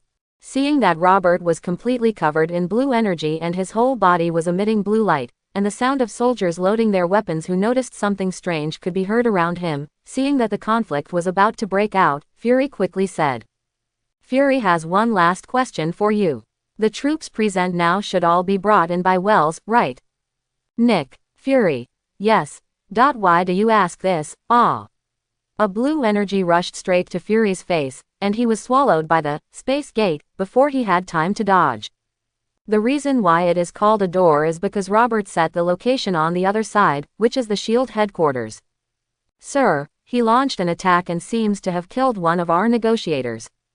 The colonel of the Valiant Regiment reported to Wells that in fact he could serve as a division commander with his military rank, but how could an ordinary division-level unit compare to the well-armed Valiant Regiment? Then what are you waiting for? Just let him start the attack. Do you want him to hit him in front of the president before taking action? Wells said this as if he was speaking righteously, and the camera on the side captured it just right. Yes, fire immediately. After receiving the order, the leader of the heroic regiment immediately gave the order to fire on the walkie-talkie, and reporters on the side also recorded the process. General Wells, could you please tell me who the person is attacking the White House? One reporter asked the question first, and his question immediately attracted the attention of all other reporters. This is what they want to know. It's nothing inconvenient. The thugs who are trying to attack are the people who were once regarded as heroes by Americans, Robert Beatty, the legendary messenger of hell. Ah, what, shouldn't he die? As soon as Wells finished speaking, there were voices of disbelief and doubt from the reporters at the scene, because it was difficult for normal people to imagine that a person who lived 70 years ago suddenly appeared now and had the courage to attack the White House. Quiet, quiet. Wells's purpose in letting these reporters in was to ruin Robert's reputation, and it would be best if it could affect Freeman. But even if it doesn't affect Wells, he won't be at a disadvantage. After all, his decisive performance just now has been filmed, and for the last time he can build a wave of goodwill in front of the public. Robert has lived to this day for some special reasons. How to describe this? It's like a person has arrived 70 years later after sleeping. What a miracle. Incredible. I've already thought about what the headlines will be tomorrow.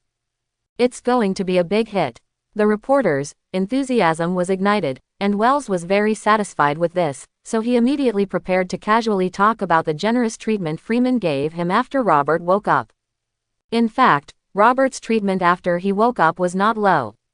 Our Admiral Freeman even applied for a villa and a subsidy of $10 million for him, but I didn't expect that he was not satisfied yet. He pretended to be disappointed, and the reporters quickly asked the cameraman to take pictures, but such a solemn performance was interrupted. "Sir, our attacks are ineffective against him, he is coming towards you," the leader of the heroic regiment shouted on the intercom. When Wells finished listening, he wanted to run, but it was too late because a man with a blue light all over his body was already standing in front of him. "Continue. Why don't you say anything?" Robert looked at Wells leisurely, and for a moment he had no intention of taking action. "Ah, shit. Run. Quick shot." Robert's sudden appearance immediately frightened many reporters. After all, his current identity is a thug attacking the White House, and he also carries such a weird behavior that would scare even an individual, but there are some brave guys among them. "Excuse me, can you please let Admiral Wells and I have a chat alone?" After a large space gate hits, the only place where Robert can properly deal with these people is Times Square. After all, they can't be sent to Tony's house or the desert of Afghanistan, right? The former is not a dangerous place for men and unattractive women, but the latter desert doesn't care who you are. "Ah, where's my camera? My notebook is also gone, my handwritten notes are still on it." Suddenly there was a group of people in Times Square. They were running around in circles trying to find something, but it was in vain because Robert had left those things where they were. He was not stupid, and it was not that he had failed to plan after dealing with Wells. As the saying goes, a tree lives on its bark and a person lives on its face. Robert still didn't want some of his negative things to leak out and be known to others. He didn't know what Wells said before he came, but it was right to leave those things for recording. "Are you very arrogant?" When Robert was taking the time to send the reporters away, Wells had every possibility of escaping into the White House, but he chose to point a pistol at Robert's head. "I bet you don't have bullets in your gun." "Oh, I don't know whether to live or die." Bang bang bang. After saying this, Wells immediately pulled the trigger. A successful smile was about to appear on his face, but he quickly froze because something beyond his knowledge happened before his eyes. Snapped. After knocking Wells's pistol off with a slap, Robert looked at him, who still had a stiff expression, and couldn't help asking in a funny way. "Didn't your people tell you that I'm not afraid of this? Stay away from the general." "Stop it, Robert." Two shouts came from two different directions. On one side was Freeman in the White House, and on the other side was the leader of the heroic regiment. Da, da, da. The sound of dense footsteps sounded. Even though they had tried to no avail, the soldiers and agents surrounding Robert still subconsciously aimed their guns at him. "Robert, you can't kill him." Freeman walked out of the agents and guards and came directly to Robert. As for the president, he had already hid in the underground command room, and Freeman was unwilling to think about it before trying to persuade Robert. "Ha, why, he can kill me, but I can't kill him." Robert was so angry that he laughed. If he hadn't guessed that the person opposite was probably Admiral Freeman, who had helped him behind the scenes many times, he might have dealt with it if it had been someone else. "Robert, I am Freeman. My father Philip once knew you, so please believe me, okay? There is still room for redemption in this matter. Freeman looked at Robert sincerely. He was not lying. Judging from the current situation, the situation can still be saved by paying some price. Sorry, General. Robert looked at him and remembered how Philip promoted him in the past and that their family was very kind to him. But things can't be good today. No. A blue light hole appeared under Freeman's feet. Because there were many people at the scene, Robert did not choose to condense the space gate in his hand and then throw it out. Instead, he opened the door on the ground in a hurry.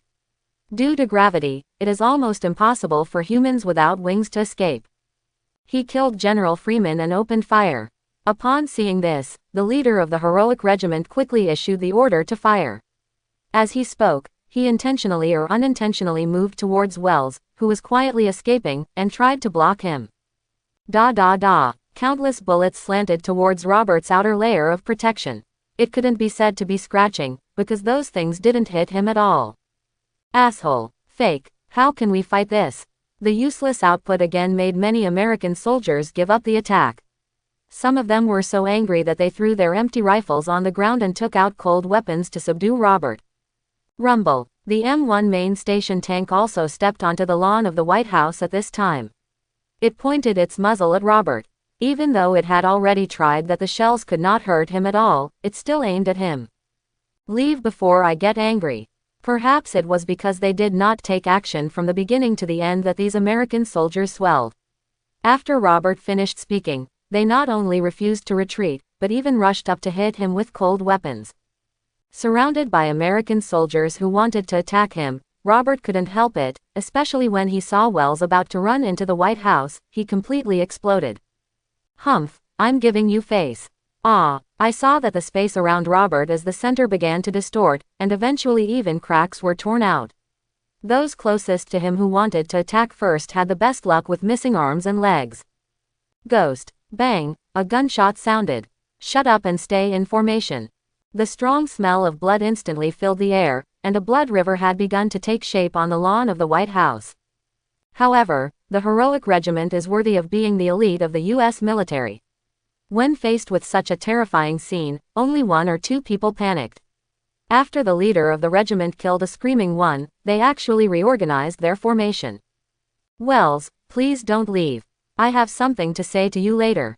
Robert looked at the army in front of him and saw that Wells had entered the White House door. Under the shield condensed by the power of space, a playful smile appeared on the corner of Robert's mouth. I saw him snap his fingers in front of everyone, and Wells quickly stepped back, visible to the naked eye. Snapping your fingers has no effect, your handsomeness is over. If someone approaches Wells' position at this time, they will immediately find that the space there has become very viscous, and it actually feels like the space has turned into water, and Wells was pushed back by this current. Protect the general. I've seen you unhappy for a long time. The leader of the heroic group still wanted to struggle, but Robert didn't tolerate him, so he just waved his hand and his head disappeared. This scene frightened all the soldiers of the brave regiment present. Seeing that the commander was killed in this way, why bother to fight? The U.S. military began to flee on a large scale, and even the tanks were gradually retreating, forming a huge amount of range around Robert as the center that no one dared to approach. This is exactly what Robert wants to achieve. He just wants to use some bloody methods in the early stage to avoid more terrifying killings in the later stage. After all, he was not a sadist. If Wells had not thought of killing him and had taken action, how could today's scene have happened? After killing some radicals and die-hard U.S. troops, Robert finally had a short period of leisure. Tell me, why do you want to kill me? Robert canceled the space flow, acting on Wells and once again unlocked a method of using energy. He was in a happy mood. Robert didn't mind chatting with the general when he had absolute control over the field. Let me go, I beg you. Little did he know that this was the first thing Wells said as soon as he got out of trouble. Robert looked at him with some disappointment. At this time, the general's face still had the arrogance from the beginning. Kneeling in front of Robert, Wells had a pair of eyes full of fear on his face full of tears. Please let me go. I have made many contributions to the United States, and my children are still in high school. Just as Wells was halfway through his begging words, Robert had already opened a chaos door under him. The name he just named meant that the other side of the door was full of chaos. Robert, you disappoint me. Standing alone on the lawn of the White House, the place that was originally green was now stained with a layer of blood. After a while, whether it was the president suddenly speaking through the camera microphone, or the increasing number of armed helicopters overhead, or even the fighter jets flying over from time to time, it was clear that a large amount of support was coming. Mr. President, I want to talk to you. Looking at a camera casually, Robert knew that the President of the United States in the underground command room could see and hear what he said, otherwise he would not have said that he was disappointed with himself just now. Don't even think about it. You killed 2 generals of our country. This is an act of naked treason. A division of regular troops will arrive soon. If they can't kill you, I may even consider using nuclear bombs. The president's speech resounded in the White House. It was a righteous speech, as if there were countless people around him. At this time, U.S. President Lyndon was actually pale with fright in the underground command room, and his forehead, which was covered in cold sweat, was still being wiped by himself. To be honest, Robert's combat power was simply beyond his imagination. If he had known earlier, Lyndon would have tried his best to defeat Wells without letting him offend Robert. But it's too late to say anything now. The U.S. military suddenly lost 2 generals. The White House, where the supreme leader of the United States lives and works, was once again stained with blood after 1814. The nature of the matter has changed. Even if Lyndon feels threatened and wants to save his life, almost all politicians and military forces in the United States will not agree, so now he can only bite the bullet and pretend to be tough. For this reason, he even said that if he used a nuclear bomb to detonate a nuclear bomb in Washington, he would die with Robert. Now the U.S. president needs a step and a reason to step down, but this reason is not easy to find. Fortunately, this is what Robert does professionally, and he is best at passing ladders. Admiral Freeman is not dead. If you don't believe me, you can call him. Besides, my goal has been achieved and there is no need to continue calling. HMPH. Even if General Freeman survives, you can't escape the thunderous punishment. You, Robert, must pay the price for today's actions.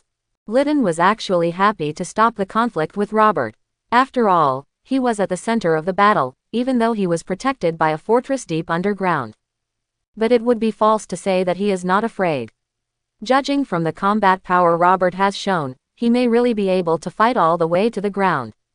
However, even if he had the intention to negotiate, Lyndon did not dare to take action, because almost every minute he received calls from local states, military, and federal congressmen, and their words expressed only one meaning: fight to the death. Quote exclamation mark. How could Lyndon stop? Look at the sky, I think you'll change your mind soon, Mr. President. After saying this, Robert stopped talking. He had great confidence in protecting himself. If anyone doesn't believe it, just look at the sky.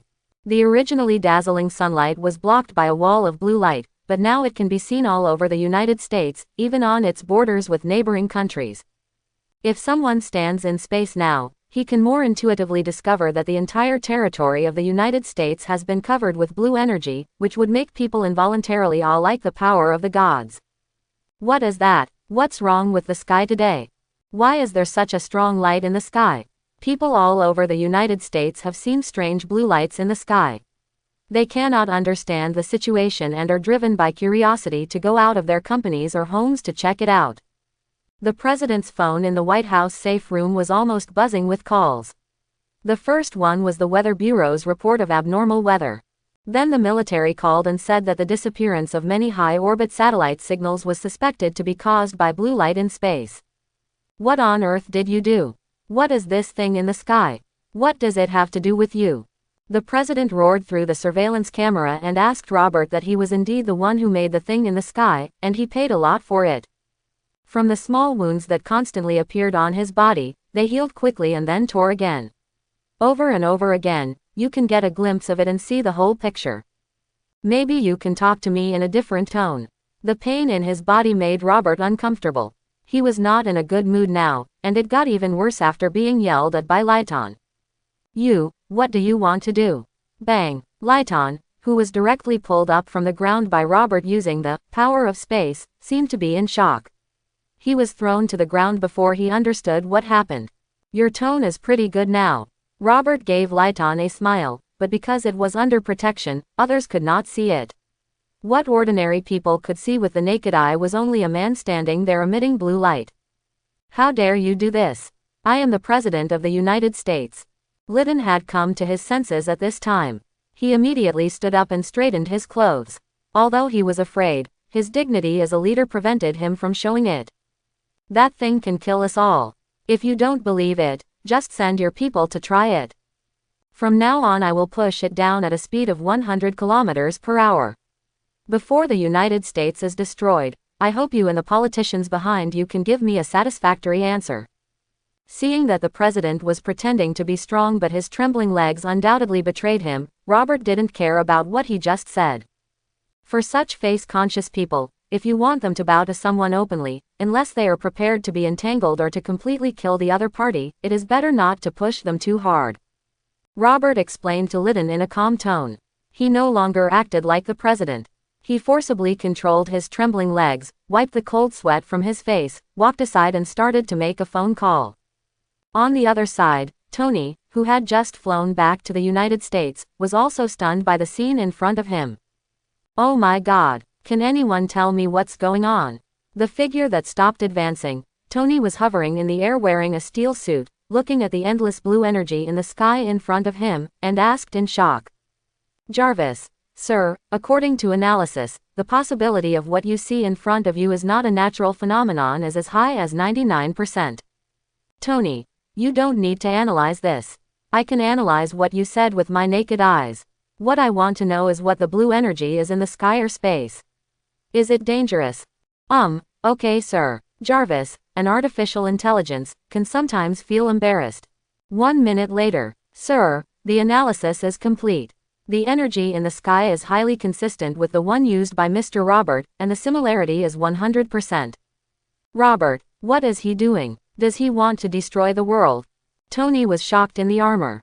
He knew how powerful Robert was, but he never thought that a person could do it to this extent. Is that still a human being? Sir, correct me, it may not be the world. What Mr. Robert wants to destroy is just the United States. As Jarvis spoke, he played various news and personal videos in front of Tony. From them, it was clear that this was present in every place in the United States, and that the skies in other countries further away were still normal. Tony, does it make a difference? In his subconscious, the United States represents the whole world, which is understandable. After all, Tony is a Native American. I'm not sure there's a difference, sir. But one thing I want to say is that if you can't persuade Mr. Robert to stop, the best choice is to flee the United States as soon as possible, because that thing is falling at a speed of 100 kilometers per hour. Oh, my God, call Robert. At the same time, various U.S. agencies also came to the same conclusion as Jarvis, whether it is the Weather Bureau, the Air Force, the space station, they all came to the conclusion that if the blue energy is not stopped, the United States will be destroyed. When Lyton got the news on the phone, he was not nervous at first but relieved, because now he had a reason to go down the stairs. Protect the president. When Lyton was about to talk to Robert, a group of people rushed out from the White House. They were the guards and agents who had just protected him in the underground command room. Robert did not bring them up with him. No, put down your guns. At the same time, lift the state of emergency in the White House and let the troops who came for reinforcements return the same way they came. Seeing that the people who came up wanted to attack Robert, Lyton hurriedly stopped him.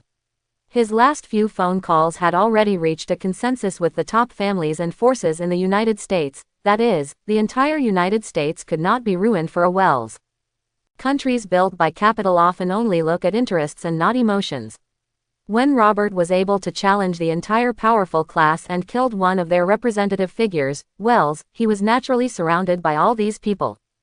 But when Robert proved that he really had the strength to eliminate these classes, they who were angry just now had a different look. I desperately want to make peace with him to prevent Robert from losing control and destroying the United States. This also corresponds to the famous international saying, when others falsely accuse you of having weapons of mass destruction, you better have them. When Robert's trump card that could destroy the entire country was thrown out, the whole world was clean. In only half an hour, the White House was cleaned up by the troops that just arrived. And the people who were called thugs and traitors just now were sitting leisurely in the presidential office drinking coffee. At this time, a phone call happened to come, and the caller ID was Belinda. "Robert, are you okay? Did you look at the sky just now? Some people analyzed that it was a precursor to a major earthquake. They already have many people who want to flee the United States. Do we want to leave too?" Belinda is standing by the window now, talking on the phone and browsing information on the internet. Those people are talking about big earthquakes, giant tsunamis, destruction of the earth, super tornadoes. The more she looked, the more frightened she became. A feeling of panic spread online. Belinda had wanted to contact Robert for a long time, but his phone had been on the line until just now. "It's okay, baby Belinda. The government has made an announcement. Didn't you see it? It's a great experiment by Mr. Tony Stark of our country. It will completely change our lives." Belinda: "Ah, really? Yes. So don't worry unfoundedly. Drawing a clear line with those delusional fools on the internet is your best choice now." Belinda: "Oh, okay then. Okay, honey, if there's nothing else, I'll have to hang up. I have something to do." Okay, wait. Are you coming tonight?" Belinda, who was stunned by Robert's deception, half-heartedly believed what he said, but when she hung up the phone, she asked a question that made Robert excited. "Are you well rested?" He thought that Belinda had recovered and could fight again. At this time, Robert could not wait to appear in front of her right away, but imagination is often beautiful in reality. Belinda: "No. I just miss you. It's not that I don't want to. I came recently." Robert, who had asked his little brother to move in vain, instantly lost his energy. Finally, he comforted Belinda for a while and then hung up the phone with some regret. "You should try to focus on the internet. Haven't you seen what a mess it has become?" Robert shouted to the other end of the president's office. Perhaps because of what happened just now, his words were a little rude, but those on the opposite side, including the president and other senior government officials, did not dare to say anything. Because when they gathered together to summarize the intelligence, they all broke into a cold sweat. Just now, they and the entire United States were on the road to hell. They were naturally very restrained towards the initiator of all this. After all, no one wanted to do it again. "Okay, we'll have someone issue an announcement to refute the rumors, but that will only treat the symptoms, not the root cause. We may have to wait until Tony Stark holds a press conference to solve the problem." "Yes, if you can demonstrate that situation again, then it will undoubtedly be more convincing. If it's convenient for you." These all-American big shots stopped putting on airs in front of Robert. Not only did they talk to him in a gentle voice, but they didn't seem to force him to give a demonstration. "HMPH. There's no need to test it. It'll be fine if that thing comes back tens of thousands of times." Robert found it very boring to stay with these old foxes. They couldn't tell which words contained a hint of temptation. If they were not strong enough, they would probably be attacked immediately. But this is bound to never happen to Robert, because he has absolute strength. Yes. After hearing Robert say that they could do it again, those people quickly put their thoughts away. Ring, ring, ring. The phone rang, and Robert raised it to see that it was Tony calling. In fact, he had just called Tony not long ago, and they were still on the lawn of the White House. Not long ago. "Hello, Tony." "Robert, why are you crazy? Are you ready to destroy the whole world?" Standing on the lawn, as soon as Robert answered the phone, he was startled by Tony's yelling and took the phone away. He didn't hold the phone to his ear again until the sound gradually became quieter. "Speak, Robert, you're not dead yet, are you? Listen to my explanation, Tony." For Tony Stark, Robert regarded him as a friend, so he was not angry, but patiently explained the reason. "You were chased by an admiral, and you ended up killing him." After hearing Robert's words, Tony felt incredible, but thinking about it again, it seemed that it was not impossible for him to engage in such a big posture. "Tony, then your intention is not to destroy the United States, but to protect yourself. Very smart kid, congratulations on getting the answer right." After a moment of silence, as if he was thinking about something, it only took a few seconds for Tony's expression to change from struggling to firm. "I support you. Although I love this country very much, if this is your only way to protect yourself, I choose to support you, Robert. Ha ha ha. I love hearing this. Tony's statement undoubtedly made Robert very happy. This was also the first time he heard other people's approval since this action. I'm sorry to bother you, Colonel Robert. We have a problem. How should we explain the blue energy in the sky to the people? Robert was on the phone with Tony, and Lytton came over to ask.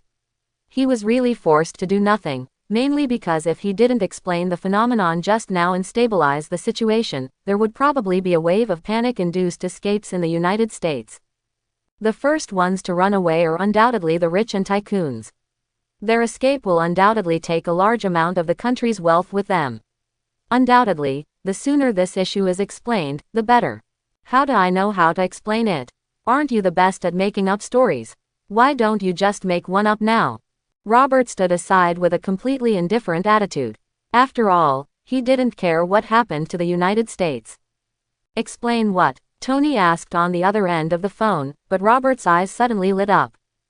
By the way, Tony, you can take the blame for this achievement. What pot an achievement? Robert, what are you talking about? Robert suddenly had an idea when he heard Tony's voice, so he talked to Tony in front of US President Lytton. You go home and immediately prepare a very bluffing device. Just say that you made the blue light that covered the United States just now. By the way, you can also lead the public's thinking to our previous agreement. Then Stark's stock price will not rise. It's skyrocketing. The agreement that Robert mentioned was that Tony would study his power of space and apply it to life through science and technology. If this can be realized, it will undoubtedly be an epic progress for mankind. Wait a minute, Robert, I'm a little dizzy. Are you saying you want me to be in the limelight? Wouldn't that be good? Tony was actually laughing so hard at this moment. After all, he didn't lack money and power at all. What did he lack? Name. That's of no use to me. It's better for you to do it, Tony. That's more in line with your personality. Robert said nonchalantly, and Tony immediately agreed without hesitation. He is the best at pretending to do this kind of thing. Tony, is there anything else? Robert, if not, I'll be home right away and get ready. Believe me, I'll definitely come up with something big this time to attract eyeballs. Well, I believe you, Tony, but there is one more thing you should not worry about first. Well, how can I tell you? Tony, what? Is it about the stray arms? Not only that, but the people behind the scenes who kidnapped you in Afghanistan have also been found out. Tony. Who? Obadiah. Robert said the name truthfully, and Tony was silent as expected. Tony. If there is evidence, maybe I have evidence, Tony, it's him. All the evidence is stored in Obadiah's computer. I will send it to you, Tony, later. Good. Do. The phone was hung up. Robert looked at the President of the United States and said to him, someone dares to use overseas organizations to kill Americans. I think as the President, you should be angry about this, right? Lytton, who had listened to the whole story, certainly knew what was going on. At this time, he was no longer as proud as before. Now it would be no exaggeration to say that he is approachable.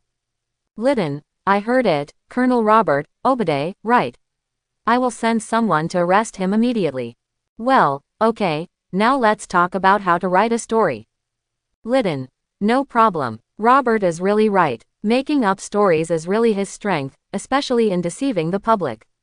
Robert was lying comfortably on the sofa in the president's office of the White House, not far away from those American dignitaries. Is it okay if you discuss it for a long time? Who will pay for it? Robert had already picked up the mobile phone in his hand. All his savings of more than 100 million were used to buy shares of Stark Company. However, he was not satisfied and wanted to borrow some money from the government. After all, this was a sure profit business. Colonel Robert, we have discussed it. The Ministry of Finance will lend you this money. Is 1 billion enough? In the end, Lytton pushed the Treasury Secretary out to give the money, but Robert was obviously not very satisfied with this. Bang! You are sending people to beg for food.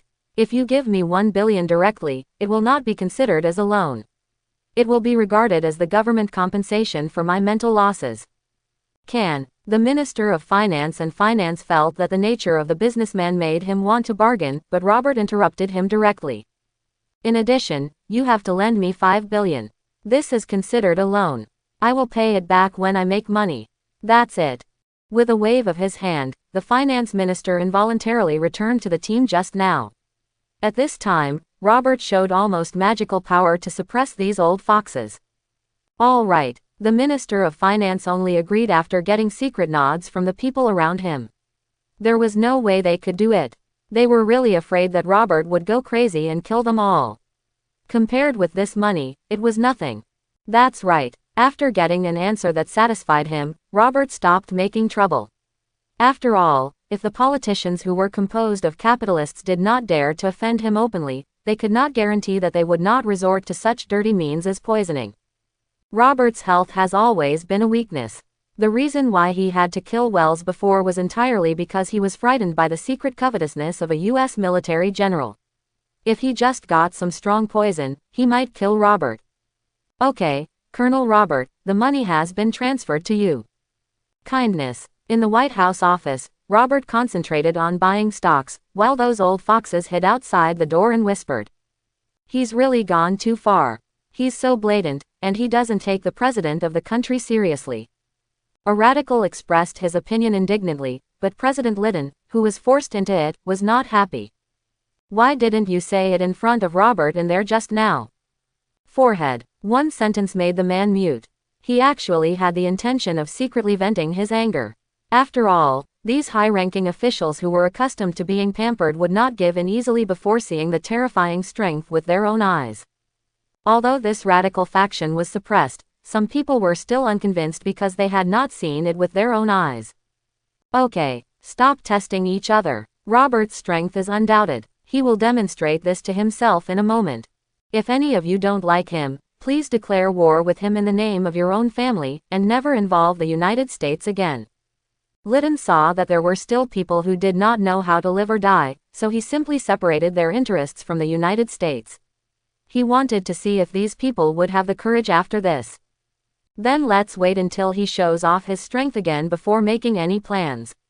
Don't touch him before that, but if he can't perform or becomes much weaker after a while. An old man with a cane slowly walked out of the crowd and stood in front of Lytton. He seemed to have a very high status and gave way to everyone he passed. Although he didn't finish what he said, judging from the murderous look at the scene, his meaning was self-evident. Half an hour later, the lawn of the White House was thoroughly cleaned, and with the efforts of one division, the traces of the previous battle were almost completely covered up. As I said, this matter is completely an experiment by our great scientist Mr. Tony Stark. This is a progress that spans the times. Now let us invite Tony to the stage to answer people's doubts. Welcome. At the President's order, all the reporters present burst into warm applause. At this time, the American power class has temporarily put aside their previous differences and stood on the same front, so today neither CNN nor other media dared to speak against it. Thank you, my friends. Tony stepped onto the podium of the White House press conference under countless spotlights. This live broadcast to the whole country and even half of the world undoubtedly made him very comfortable. Tony was in a good mood and made up stories more smoothly. As I just said, we combine Ni energy and V energy based on the theory of fee and ceremony, and then a highly professional lie was compiled and successfully convinced some Americans, but a large number of people still remained skeptical. In order to reach a wider audience, the White House specially launched an online live broadcast of this press conference. Now almost a large number of netizens are questioning Tony's words. What nonsense are you talking about? I don't understand. I feel like the government is looking for a scientist to fool us. Maybe the United States is really going to be destroyed. Haven't you seen that many officials in the White House are missing? Yes, I discovered it too. Maybe they have already escaped. I'm going to book a flight now. There is almost a voice of doubt on the internet, which also reflects the attitude of most Americans. Due to the long-term struggle between the two parties in the United States, the media controlled by both parties sometimes even publish fake news in order to slander the other party. Some fake news has been exposed and sparked public outrage, requiring the government to clean up the mess. This has led to the US government's credibility in front of ordinary people being continuously eroded, so much so that not many people believe what it says at a press conference. If it were a big Eastern country, it would only require an announcement from the government to convince most people, but the United States cannot do that. I still have to take action. Watching the live broadcast without delay, Robert was hiding behind the scenes. He didn't want to show his face in public. Okay, bring the things up. After Tony said something on the stage that both professionals and unprofessionals couldn't understand, he finally invited today's protagonist. Everyone, let me introduce to you Stark's latest product, the Space Controller. Its simplest and most understandable function is to allow goods from the West Coast to reach the East Coast in an instant. Next, Tony began to speak human language, and everyone was attracted by the pie he drew, and all looked sideways at the device that was brought up. This thing Tony prepared is quite handsome. What was brought up was a spherical shape that was 2 people high. Its whole body was emitting blue light, and there were some mysterious outline patterns engraved around it, some of which were like those on a chip design, and some of which were like runes in fairy tales. This thing is definitely not the biggest, but it is very handsome in terms of coolness. I have to say that if Tony didn't use his favorite bold colors such as gold and red everywhere, the things he designed would still be quite good looking. Then let's start demonstrating Stark's epic-making product. Tony walked to the side of the spherical object and turned on a button similar to a switch. Suddenly, the blue light suddenly skyrocketed. It looks very intimidating, but in fact it is just a few very bright lights hidden inside. Okay, now let me show you its basic usage. Tony hid the hand that had just touched the ball behind his back, because the paint had not yet dried due to the rush of preparation, but even so, he carried out the plan without hesitation. Bang! The big bright blue ball shoots a beam of light towards the ground, and then shoots another beam not far away. 2 space gates appear in people's eyes immediately. Oh, incredible. It's a miracle. Shit, this is all science. Mr. Stark will definitely go down in the history of the United States and be worshipped by countless people. The scene instantly erupted with exclamations and praises from reporters, and the joy on Tony's face grew stronger with the click sound of taking pictures. This is nothing, now let me show you its real use. Speaking with a smile on his face, Tony walked into the nearest space door. Wow, Stark, American star, world glory. The shouts one after another are the voices of reporters on the scene and people online or in front of the TV. Now they have even believed the explanation of the government or Tony. Why? Because after Tony stepped into the space door, next to him, his figure walked out of another door more than 10 meters away. What American star? This must be from synthesis. You don't want others to be better than you, do you? Come on, synthesize one for me. Don't tell me what you said above. It's really possible that it was synthesized. After all, the government of the flat earth has the ability to make it round. Most people have believed the US government's explanation, but there are still some people with fanciful or conspiracy theories who are still unwilling to believe it. At this time, the trustees arranged by the government have to perform. Excuse me, Mr. Stark, can you still perform the blue ray that covered the United States? When he asked the question, almost everyone looked at Tony. The public and the uninformed people were looking at him, but the informed ones were looking at Robert behind him. Promise him. Robert's voice sounded from Tony's hidden earphones. This was planned and nothing worth hesitating about. Tony, of course no problem. But the consumption was huge. The previous time I consumed the energy stored by Stark Industries for 10 years. If it happens again now, the entire Washington may be without power for several days or a week. Tony took great pains to prove the rationality, and he never forgot the law of conservation of energy. Then let's start now. Tony turned on the switches on the 10 balls one by one, and they suddenly emitted more intense light, gathered at a point, and then shot towards the sky. Oh my goodness, this is real. Where's that idiot who just said the earth is flat? Come out and walk around twice. Let's see what kind of idiot would believe this argument. Stark did prove that he did this, but it has nothing to do with the flat earth theory. I am also a supporter of the flat earth theory, and I believed Tony's words just now. Obviously there is no connection between the two. It doesn't matter, the earth is round. What evidence do you have? Have you ever been to space to see it yourself? Things on the internet are so wonderful. Originally, everyone was paying attention to one thing, but maybe because of some people's words, everyone would be led astray and start arguing with each other. What are you arguing about? It's serious to buy Stark stocks. At this time, a netizen who did not want to reveal his name silently sent a message, which made many people instantly think about what the top priority was. Thanks for the reminder, I'll buy it now. I am coming too. Go and have a look at Stark stock, it's going up like crazy. Are you not crazy? You are all grabbing it, leaving some for me. Robert, who silently brought the topic back to the right track, was in trouble, hiding his merit and fame. Robert, how long do I have to stay in this position?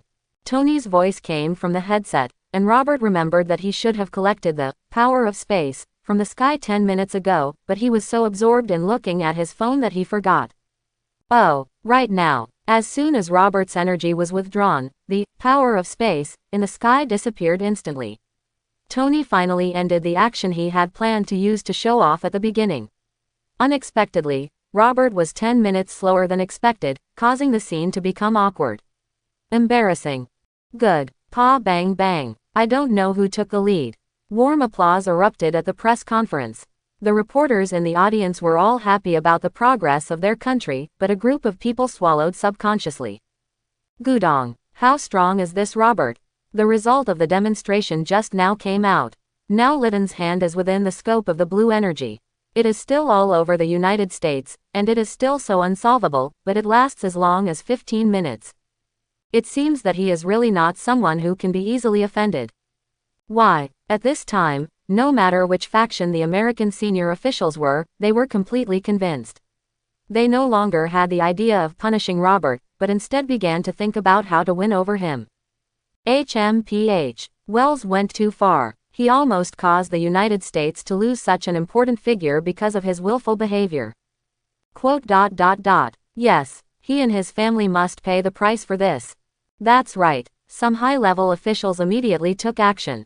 Now that everyone has chosen Robert, Wells, or, to be more precise, his family must be liquidated. After all, the cake is only so big. If one person is to serve the table, some people must go down. Freeman, as a high-ranking military official, was certainly one of these people. He saw people who were allies with Wells in the past immediately defecting, and felt the cruelty of politics again in his heart. Well, the game is over, go home and sleep. Robert was not very clear about what the top officials of the US government were talking about outside, and he didn't care, because he always believed that these people could make the wisest choice after seeing absolute strength. It's you. Suddenly, just as Robert was about to leisurely step into the space door, in front of him, a low groan sounded in his ears. Who? As soon as he asked the question, the space in front of him became chaotic, the office began to rotate, and Robert began to feel that the original ground turned into the sky, and the sky turned into the wall. Snort. Robert had already guessed who the visitor was, and he immediately did not dare to neglect him. Knowing that his body was a weak point, he did not choose to use his physical body to fight off the abomination, but chose to use a ball of space power to hold himself tightly wrapped. It's really you. The surrounding space returned to normal. Robert had just transformed into a little blue man, and the person who had just taken action appeared. Ancient One, you know me. A female bald head is quite recognizable, and with this move, Robert can't admit his mistake. Of course I know you. As he spoke, he launched an attack without warning. The power of space was driven to the extreme by him, and the surrounding space immediately responded and turned into energy to press towards the Ancient One. Robert, on the other hand, rushed straight towards Ancient One at extremely fast speed, and touched an eye-mounted object on her chest. Everything happened so fast that the Ancient One who originally stopped his attack was caught off guard. Coupled with Robert's extreme speed using the power of space, he successfully succeeded with no resistance and only help. Beep. Available ability detected. Time Eternity. The owner can be eternal in time, coexist with time, one of the top powers in the universe. Do you want to get time eternal? A roar sounded after Robert immediately agreed, and the Ancient One's face was filled with shock and anger. How dare you covet it? As she said this, she couldn't help but prepare to settle the score with Robert. Ancient One had the strength. If she had been more serious just now, this situation would not have happened. Let's talk some other time. Robert never thought of confronting her. He had actually succeeded in that moment. In fact, touching the time stone was a bloody gain. If he couldn't touch it, it wouldn't be a loss. He could just run away immediately. The Ancient One couldn't catch up with him anyway. The Ancient One watched helplessly as Robert escaped. She just wanted to have a premonition of his location but found that she couldn't find him. Moreover, when she drew a circle and used magic similar to space, it began to become obscure, as if something was holding her back. Does he also have a gem on his body? In the past, the Ancient One could reach any place on the Earth in a blink of an eye if he wanted to, but now he has to go around the Earth at least 10 times. In this situation, space magic was obscure after meeting Robert just now. A mage of Ancient One's level wanted to limit her except for the power of gem. She could not think of anything else. At Tony's house, Robert let out a long sigh of relief. When he went to touch the time stone, just now, it was completely impromptu and he didn't expect that he actually succeeded. You must know that Ancient One does not only use physical attacks like ordinary people. What really scares Robert is her magic. If he is not careful, the other party may notice his weakness, which is something he does not want to see. Mr. Robert, would you like some coffee or something? Jarvis's voice sounded from the side. Robert looked at it in surprise before confirming that it was safe.